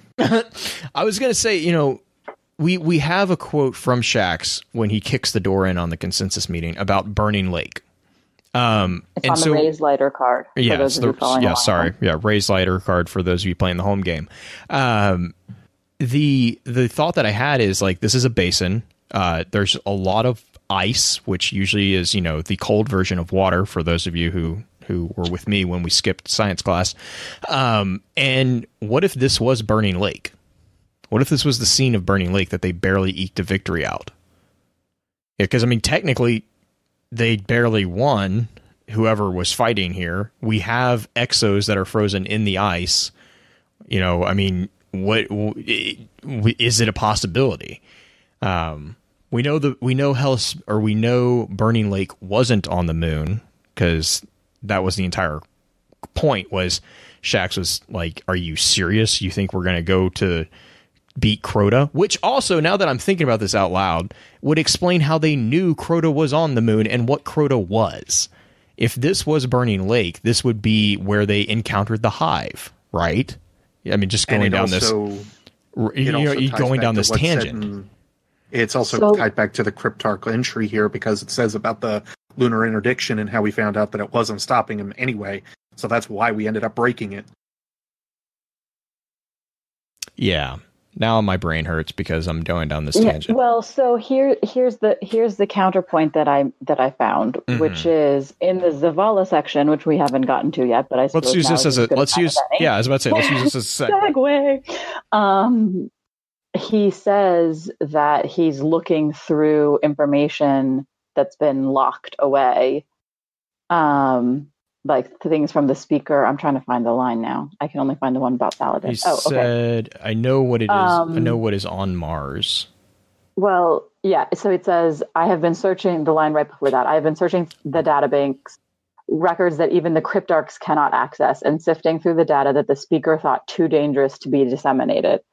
So, if this was Burning Lake, why would they be able to talk about it in a consensus meeting if it's hidden from the Cryptarchs? Something of that level, I think, is going to be a little hard to keep kind of hidden, especially immediately after it happened. Yeah, so the time difference. So, like, the speaker locked it away at this point after the disaster of the moon, maybe. But the conversation with the consensus, and to be fair, we don't know the timestamp on the Cryptarch entry. Mm-hmm. So it could have been written, and also we kind of do, because the Owl Sector found this excerpt while they were digging up stuff on Mars, which would have been during the transmission event, theoretically. If we're going to tentatively put a time frame of when this was discovered, this would have been from the Owls, because that was the other question. Is Cameron not a Guardian? Because aren't all Owl Sector? No, I don't think so. Aren't all Owl, I have no Owl Sector? indication that Cameron. Because Owl Sector is all civilians, right? Non-Guardians, yeah. Yeah. You want to roll? Okay. You want to roll fun thought? Mm-hmm. How do we know Cameron even actually exists? Yeah, well, okay, that was going to be another question that I had for you actually offline, was because I'm like, do we even know what Cameron is? Because there was a lot of stuff that she mentioned that she found in a Clovis Bray thing, and I'm like, Oh no! Like I have it sitting here in my outliner on like 4 pages where I'm like, Cameron is not a real person. There is no indication that otherwise showcases that she is a real person. Long story short, it almost feels like the box that Anna's carrying around isn't a communicator. It is Cameron, and it's like her. Anna ends But then up why giving does up. Anna say that she should have brought Cameron with her? Well, look at it from this perspective, though, because Cameron also had to give something up. What did she give up? And per that reason, Cameron ends up saying, I'm just going to lock my consciousness inside a box. Now you can take me. Now I'm practically immortal. Just don't lose the box. Did you just slam your journal shut? Sure did. Okay. I'm like, I just wanted to make sure that sound effect that I just heard was that was Beard's equivalent of a mic drop. Mm-hmm. I'm like, I had to reread it 4 times before I kind of got to that thinking in theory that like that feels more like a computer system or something that was a human and converted over. That's where I'm really getting this feeling for right now. Obviously, there's nothing that supposes or supports it just yet, but it's just the wording and the way that things are presented tells me that Cameron is not a human being. Well, and it's also the first time that now this is not to like offer as support, but it is also worth noting that this is the first time that we've seen that particular communication device that she was using in the comic, which was, and not, again, I'm not saying that we've seen everything, so obviously this is, blank, but that was what actually made me think. I was like, so wait, is this person actually a person, or is this like an AI type, thing? Because it was very similar to, I know people love it, but it's very similar to the chip that Cortana travels in, right, as far as like the projection. Now, granted, it was only the shoulders, but we see that in other science fiction, not just Halo. We see that in other science fiction as AI. But yeah, I did have that question as well. I'm not really strongly on either side, but I am kind of like, then why? I'm just rereading this part of the comic. Why does Anna say, now I'm just as frail and mortal as you? I don't know. I'm gonna have to reread it now, Purple. I'm gonna say, I think I'm on page 7. I mean, I think that's the only thing that's like a partial hang up for me, but I wonder what else she gave up. The other part that really kind of makes me question what's going on with Cameron is that first page with Anna and how she's sitting inside the igloo looking over at like connections. Yes. Cameron's face is there. You got Clovis Bray, you got one that's whited out, which I'm guessing is Owl Sector. And then you also see that she's linked back to the Iron Lords in some way too. So you've got all these different items and whatnot that are linking back from Cameron over to like Clovis Bray and Rasputin. I'm like, exactly what is Cameron and why in the heck do we have to like think about this? So I don't know. I might just be caught up on the idea that she's not a human, but I really get this feeling that there's wording that says she's more of an AI than anything else. And an AI still has the capability, like I said, don't lose the box. Something happens where it might necessarily maybe not hit water or something, but if it gets crushed, that's it. So I don't know. And yeah, but I don't. I still don't think it would be an odd choice of the word mortal. It could be, and again, it could be something where we're seeing another availability of transference of the mind, because we know that we like to play with that for a lot of things within Destiny. So that's where I'm kind of at right now. I'm wondering if Cameron had the ability to actually transfer her mind into something else like that bot, even if just temporarily. Yeah, because she doesn't. Yeah, I don't know. Yeah. I don't know. I could. Yeah. I have a couple of theories. We'll debate that with. Yeah, we're gonna have to debate that one yeah. offline, because actually now that I'm looking at, because the projection from Zavala and everything has always come, like the communication projections have always come from the Ghost, for the Guardians at least, right? And then we have Cameron being projected from this little HoloLens thing, or data. I don't even know what you want to call it. It looks like a memory bank. So it's just that's kind of where, and anyways. So we'll debate that. They just make such a big deal out of that box. That's my right. only and there's thing. that, and Purple. I definitely see your point on page 7. But then it goes back to like the comment of like, oh well, I left you behind. I didn't bring you.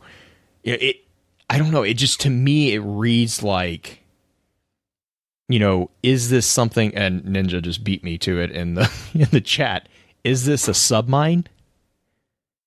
Like, is this another form of AI that we haven't experienced fully yet? I mean, we know that in I always forget Mala Hayati.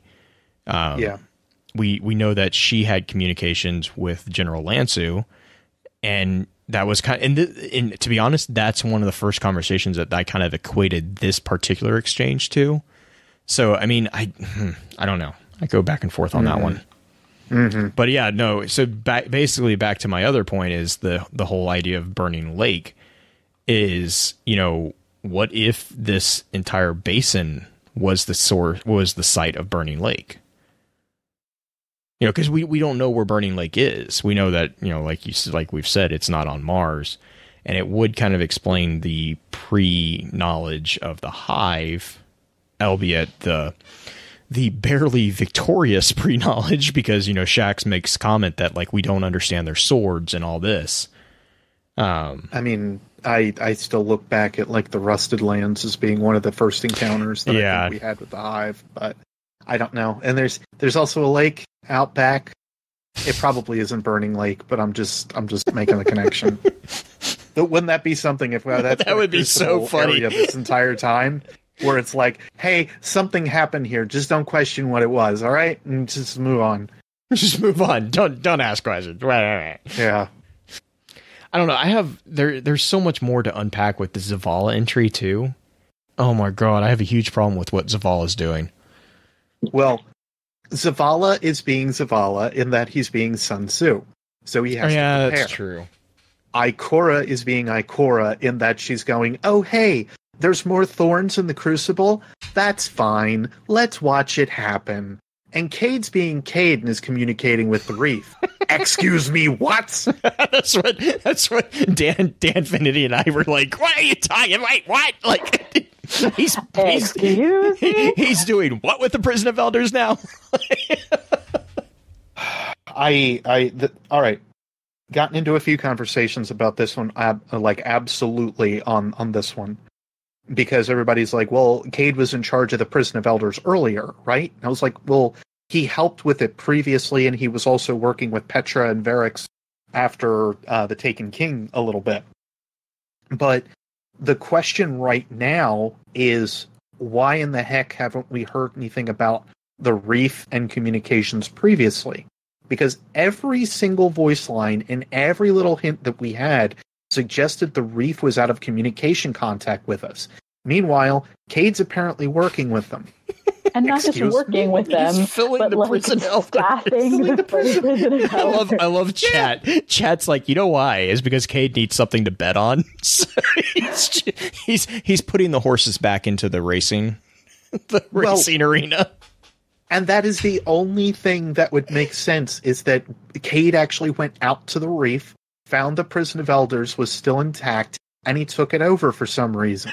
Or had the ability to actually take it over from Varix. He's like, this is mine now. But none of that makes sense. Like, Varix would have looked at him and been like, you will get out of my prison. Yes. Like, he wouldn't have been okay with that. I don't know. That's where I'm at right now. I'm trying to wrap makes my a good point. Yeah, that's what I was going to say. Filling the Prison of Elders. With what? With what? chittin'. Bunch of chittin'. And bacon. Chiclets and bacon. Chiclets and bacon. Oh, God, this is where tonight's going to be all for the rest of the evening. And So...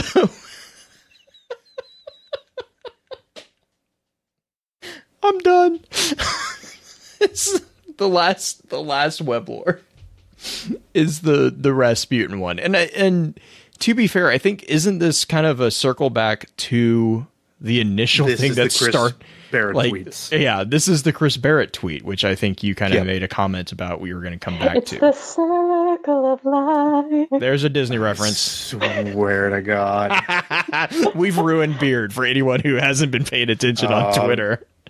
So you guys don't see this, but the cookie that was left to me by Green was actually in reference to when Zavala was talking about we probably didn't look at that too much. I'll get there in a second.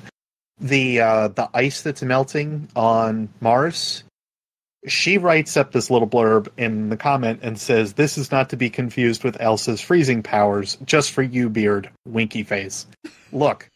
If you're going to try to play as Diva and give me the winky face, stamp. Second, oh God, why do you have to bring up Frozen of all Disney movies? Really, Beard, I think you should just let this go. And that's where we're moving on to Rasputin, because there is a lot of stuff to actually talk about with him. We love you, Beard. Starting to question how much. See if I buy you all a shot next time. So Rasputin. So, yeah, I'm gonna say I'll just roughly segue that one. Right. So the thing that we kind of talked about earlier, that on Twitter, Chris Barrett had kind of let this one leak a little bit ahead of time, and it's funny because it was the last one. And it's the one that probably has very little to do with much else, save for like the last couple of lines, realistically. All the same, it does give us a little bit more of an idea into the vocabulary used by Rasputin. And it kind of explains a little bit further, like how we can, almost every time like one of the Rasputin cards would come out, we would be able to kind of interpret it a different way with the way that he uses his vocab. But this time is very different because of what Tyra had said at the beginning and of all of our chats here that we've had, and how Charlemagne is not considered a Warmind at all anymore. Now, I hope I didn't cause any car crashes with anybody that would probably just went, "What? What are you talking about?" Because there hasn't been any confirmation that Charlemagne was a Warmind to begin with. But there was the instance or possibility that it was something that was still working with Rasputin itself.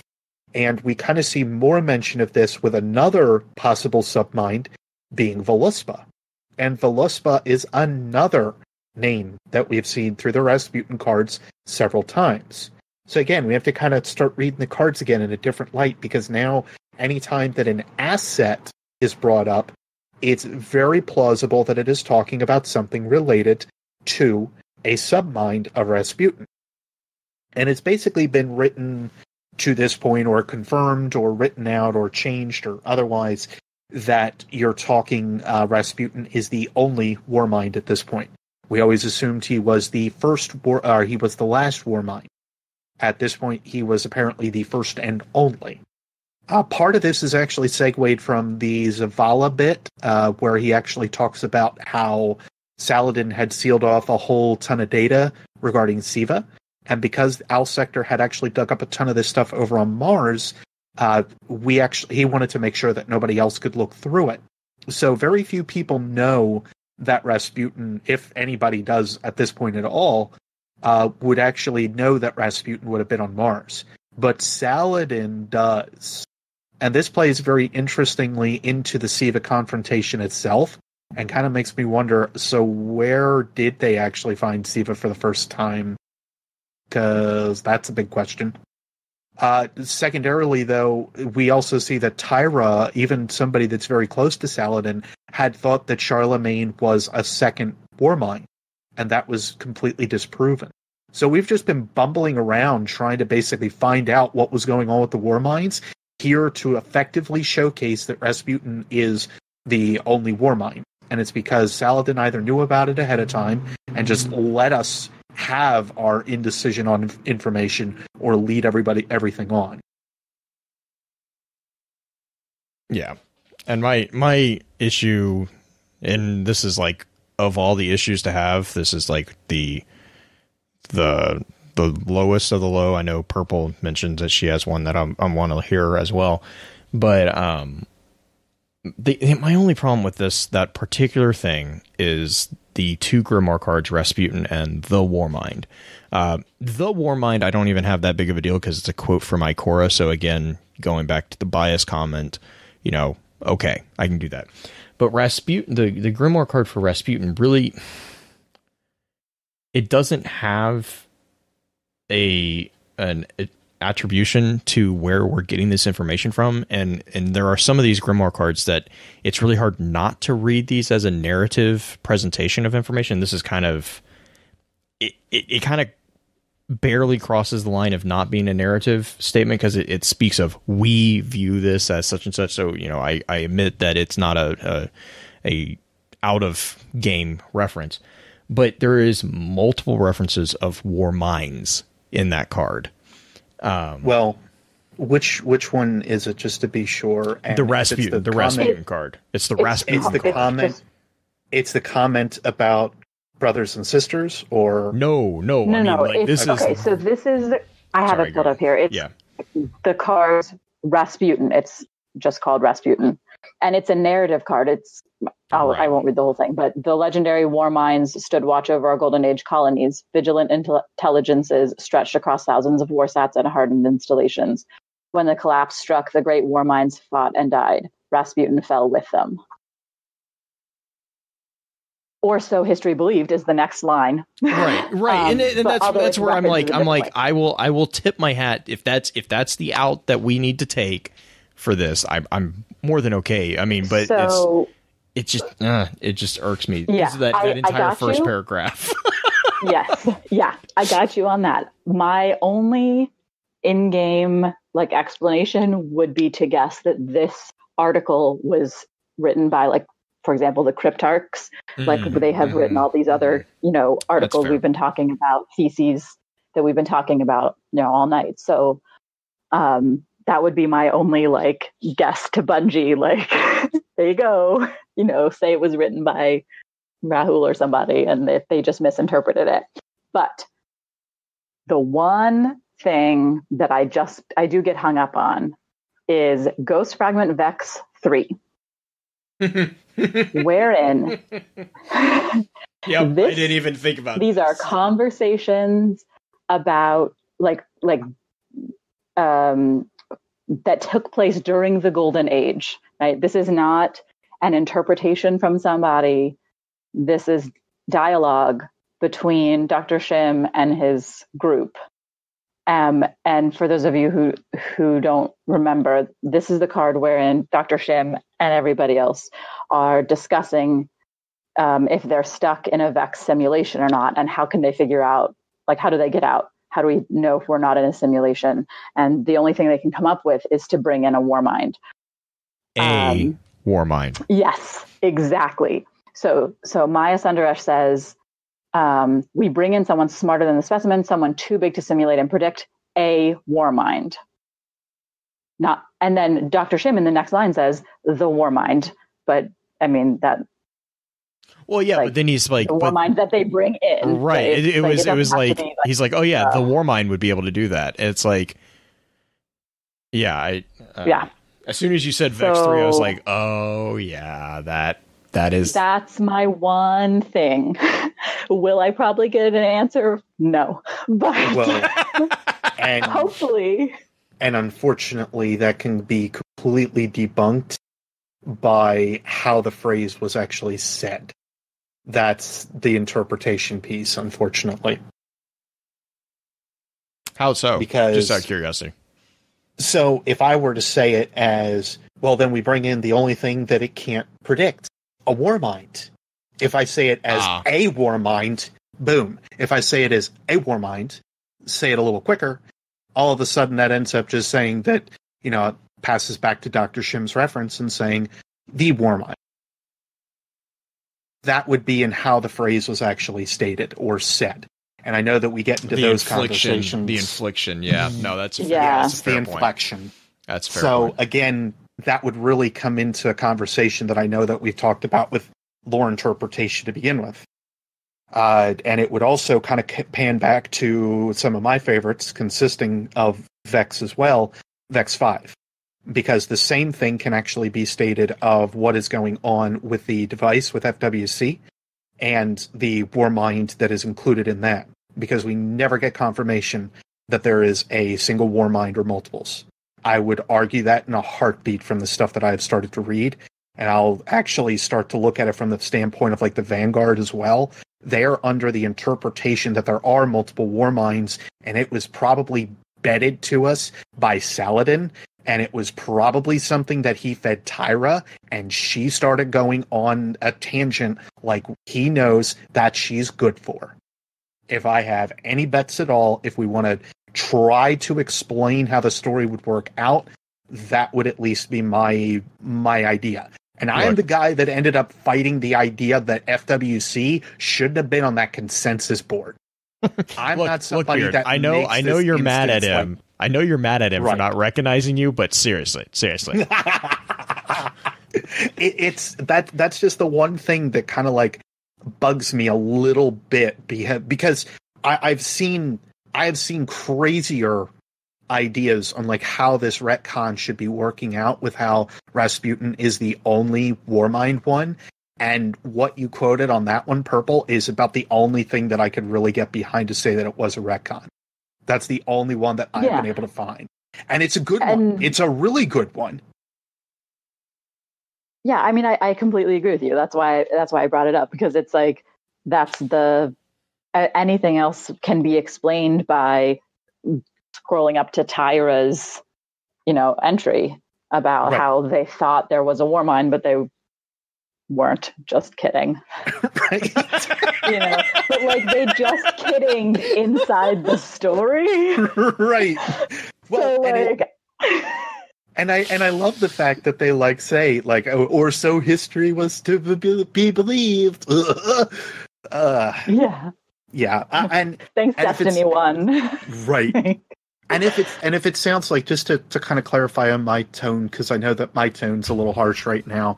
I say that from somebody that hasn't slept in about 3 days, but also because I'm a little impassioned about this idea of retcons and how quickly people are kind of jumping at them right now.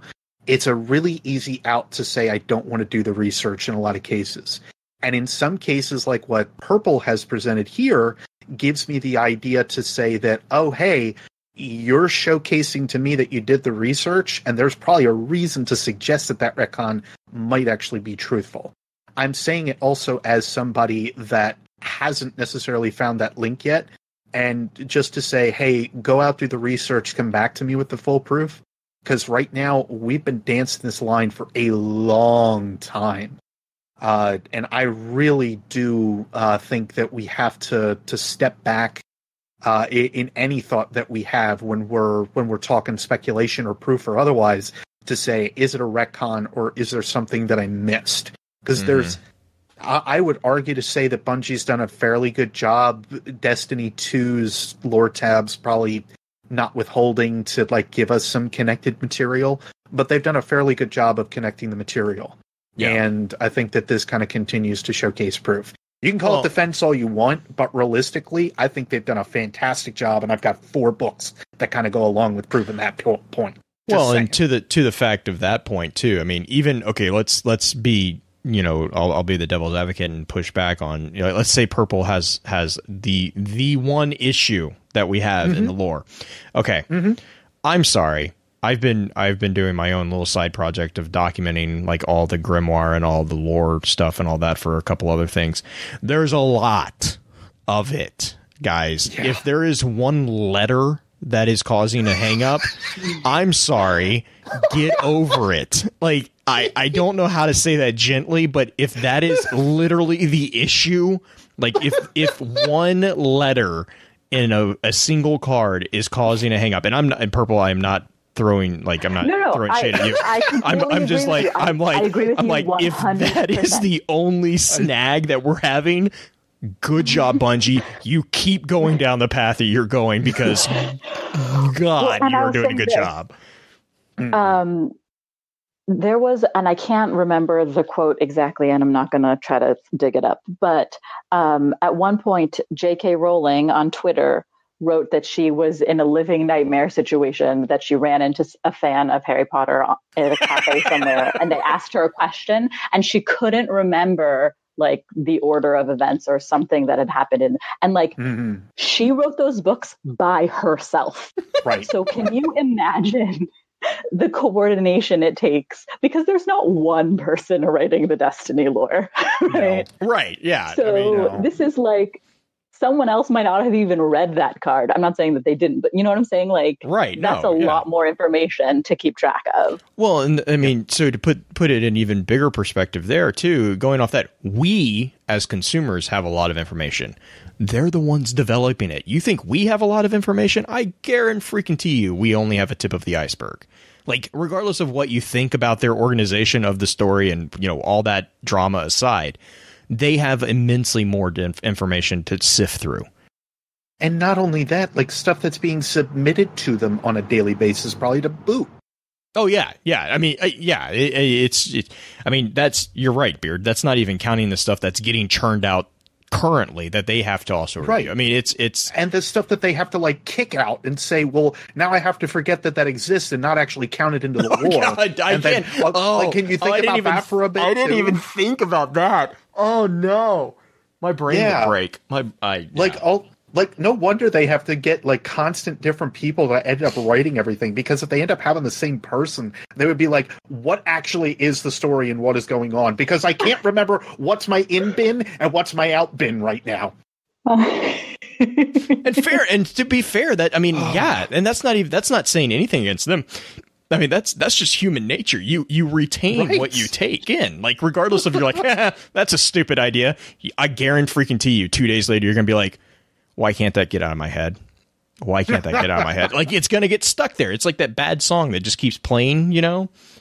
Oh God. Yeah. I didn't mean to throw any shade at you for that, but like, it's totally fine. It's like, I'm like, I have a whole, I told Pins earlier, I was like, if anyone tells me that there's no story in Destiny 1 at this point, after like I've collected just the names, I haven't even done what Ishtar's done with like the organization and everything. But just like, I'm just making a checklist to make sure that, you know, I've read all the Grimoire cards. I think I have. I've read all the Grimoire, and like, you know what? I've never actually run through a checklist to make sure that I've actually read all of them. So I put it together. I'm like, holy, there is a lot of cards. And that's not even like the actual content on the cards. That's just the name of the cards. I have like over 600 or 700 cards. So yeah, if you tell me there's not a story, I'm like, if they put 4 words on each card, that would be a story. And they put a lot more than 4 words on each card. Like, it's, well, and that should actually be called out right now too, for like how much it is that I would usually write in summation from some of the older D1 Grimoire as well, versus what we had that was just released with this Weblore. I'm somebody that likes to like expand on my thoughts and like go back and like check out vocab and write in what the vocab is and a bunch of other things besides. And then I go back and kind of like put in my thoughts on what's actually happening within each card. For most of the lore tabs, I can probably say that they're about half a page long.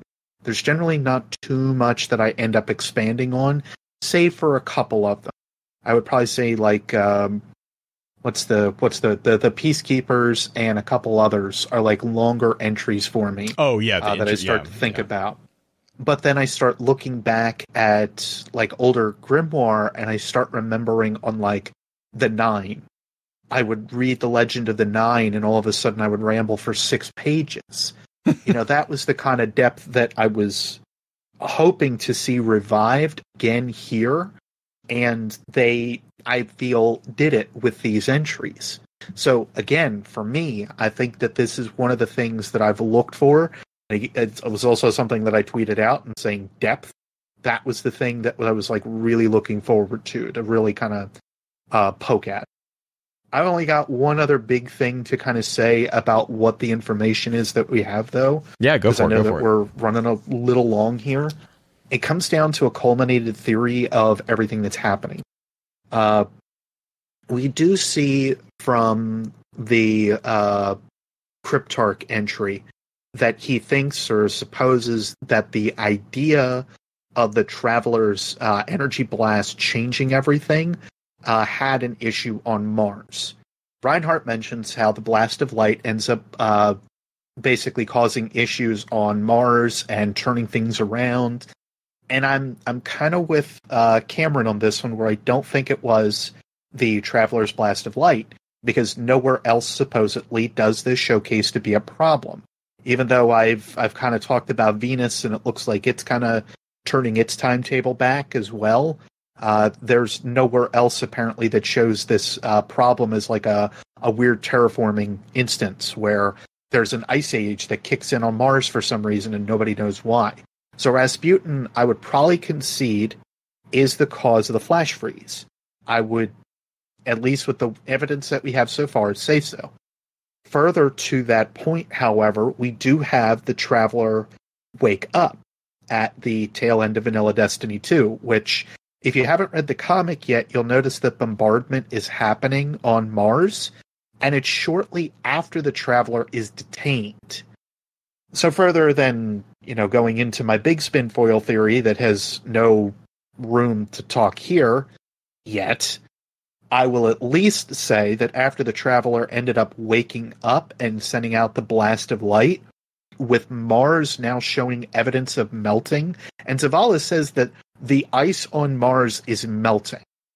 He doesn't necessarily just say the Hellas Basin. He says that Rasputin is in the Hellas Basin, but he says the ice on Mars is melting. To me, that says all of it.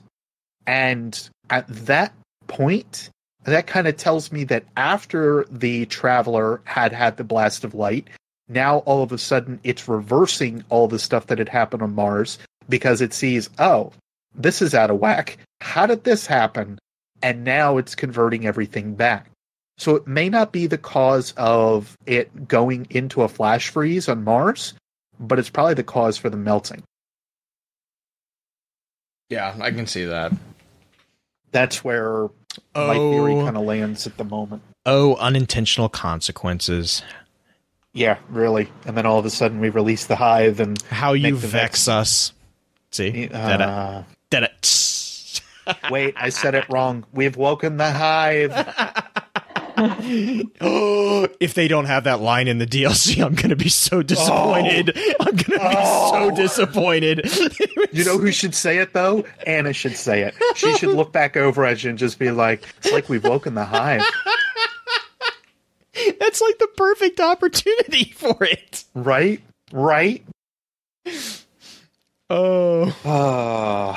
Anyway, yeah, I just wanted to kind of spread that theory a little bit. I'm pretty sure I'll be talking about that at one point or another, but per my feelings right now, we're seeing that one thing may have happened that the other did not cause, but yet it did. I don't know. That's where my brain is. Well, the only other piece for, now that I think about it, the only other piece to kind of talk about is the Polaris assets, and how that kind of showcases if I didn't make it clear earlier, Hellas, and it could have been completely on me. I'm not trying to be smart by saying that comment, even though it sounds like I'm trying to be smart. 3 days, no sleep. Did I mention that? Hellas Basin is in the southern hemisphere of Mars. Meanwhile, the place that Anna Bray is actually at in the comic, if you go back and actually read it, it's the Arcadia Circle, which also refers back to the Arcadia Planitia. Long story short on that one, that's actually pretty well just off center and to the west of the northern pole of Mars. when I start seeing things like Polaris, I have two things that pop up. One, we see two ways that Polaris is shown. One capital, one lowercase. In this respect, I'm wondering if there isn't a double meaning behind Polaris to begin with. Which is funny, because Polaris itself, if we look at the actual North Star, Polaris A has a counterpart called Polaris AB. Polaris AB, if we go by the Northern Star, and we go by the fact that it's a counterpoint star, means that these would be assets that are in reliance to Rasputin. Additionally, with it also being the North, it makes me think that these assets are just within the North, but they are linked to Rasputin. This again links back to the Cryptarch card, where he's talking about other systems that were interconnected outside of Freehold. Freehold itself, for instance, and Matter, just so you have point of reference, is actually more on the equator of Mars itself.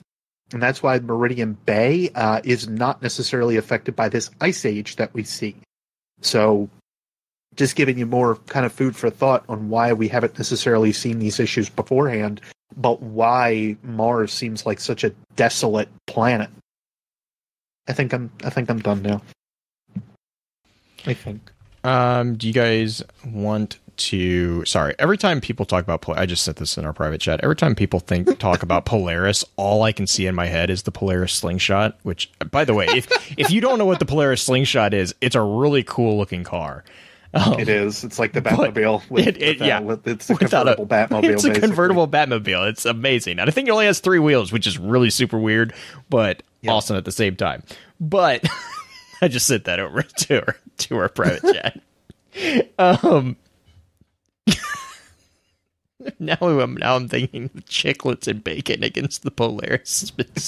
Anyways. All right.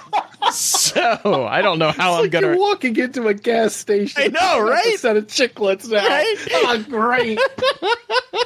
I guess I know what I could buy all of you when I see you Guardian Con. Here's your chiclets. Thanks for ruining everything. Shut up. Yeah, really. I'd rather have my the life bacon. with these. Oh, God, get out. So let's go to final. Real quick, we did have a dispatch from Potato. It's a really, really well done one. I have not had a chance to download it yet, so I cannot play it for everyone, sadly.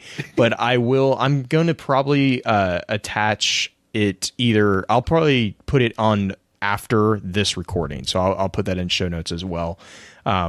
But I just want to make sure that its volume is okay with everything else in the show. So be sure to download the episode, and then if you're in the live stream right now, again, thank you for joining us for it. Just jump to the end, and you should be able to hear Potato's dispatch. Other than that, I'm going to actually turn it over to Purple. Purple, do you have any shout outs? Where can we find you? All that good stuff. Sure. You can find me on Twitter at Purple Chimera. You can find me on Ishtar at ishtar-collective.net. I'm working on my summaries there, gearing up for next week. Very excited. Shout out to everyone who's been super awesome this week, helping to figure out these stories. And my Discord chat, the Ishtar Discord chat, if you're not in, please join us there too. We love to have people talking. And thank you guys again for having me. I'm delighted to be here. You are always welcome. All right, so my shout-outs. First, Purple, thank you for being here in place of Green. Not even in place of Green, just honestly being here. You and I don't get a chance to talk too often, but again, I sent you that thumbnail about Knockers on Ice, and I was like, this is all your faults. Like, this is all completely your faults. Between show tunes that I kind of pop into now and again with the Ishtar chat, and some of the other stuff that I like try to catch up on, because I'm like, I have 20 Discords that I'm a part of right now. I cannot possibly be a part of all of these, plus also keeping my own going.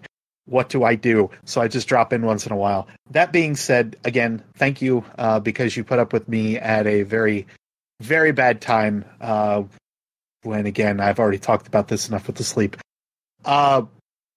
Also, thank you to everybody that has been back and forth on Twitter, being supportive and showing that you guys are very interested still in the story.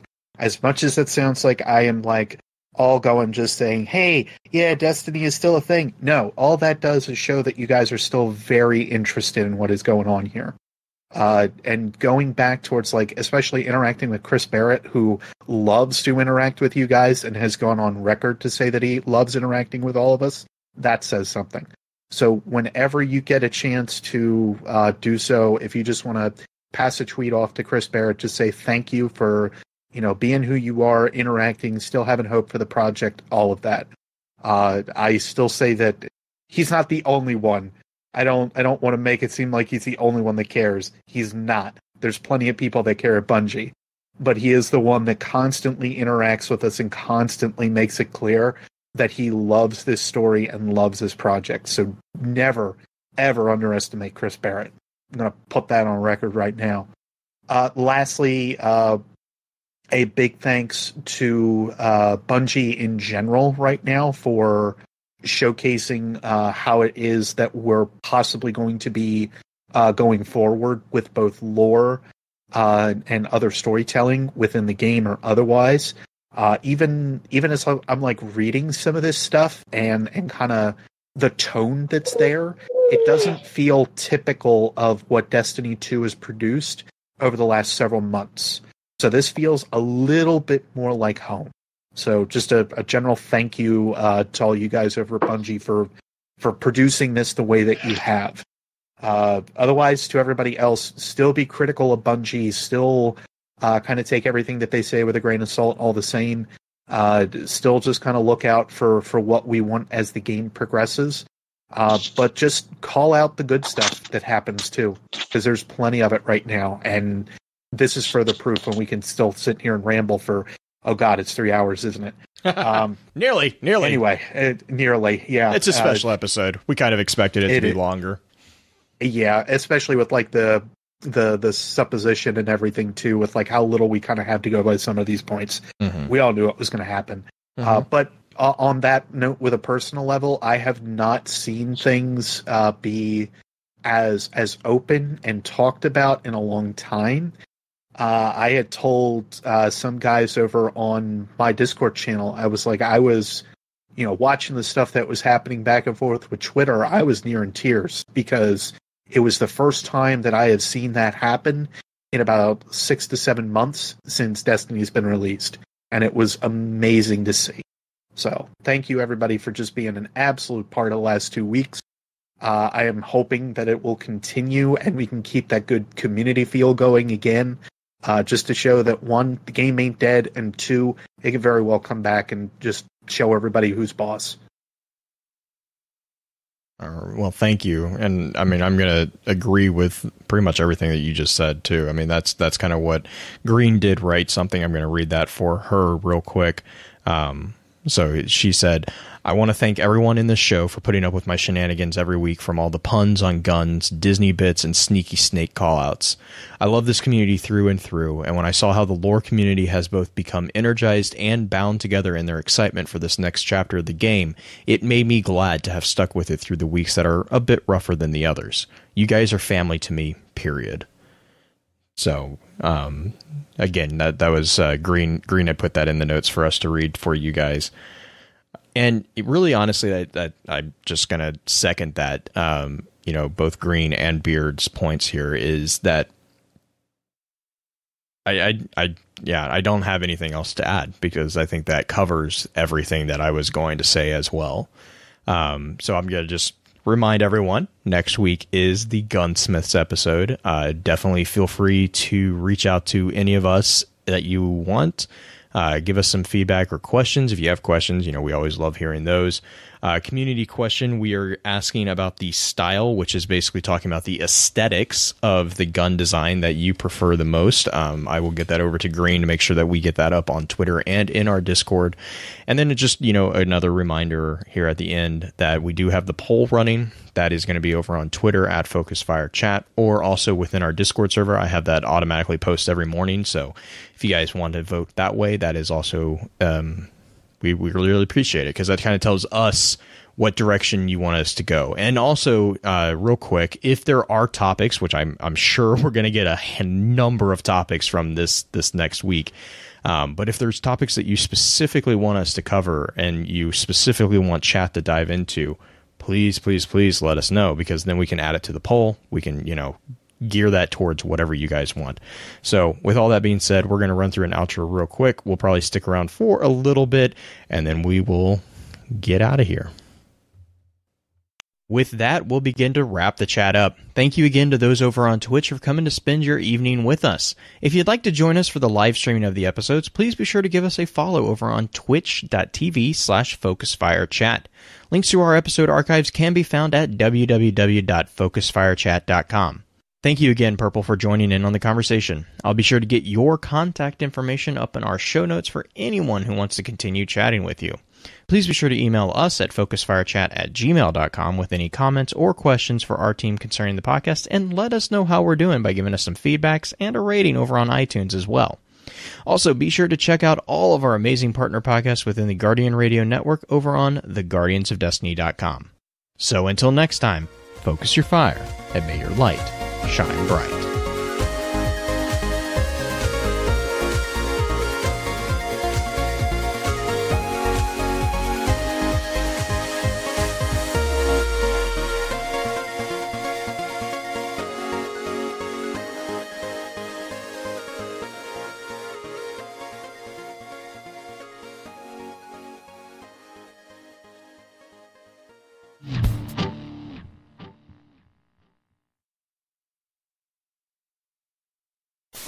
AICOM Rasputin. Internal inquiry. Pre-operation check underway.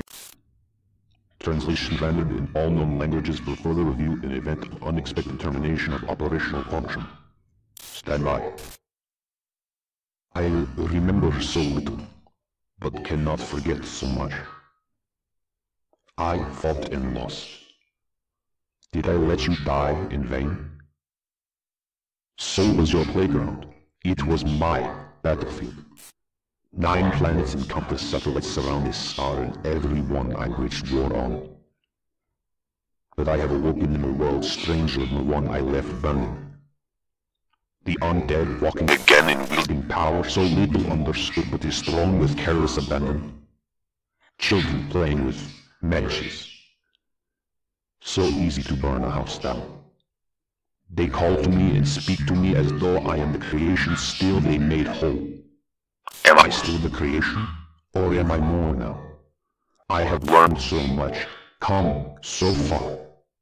I am more.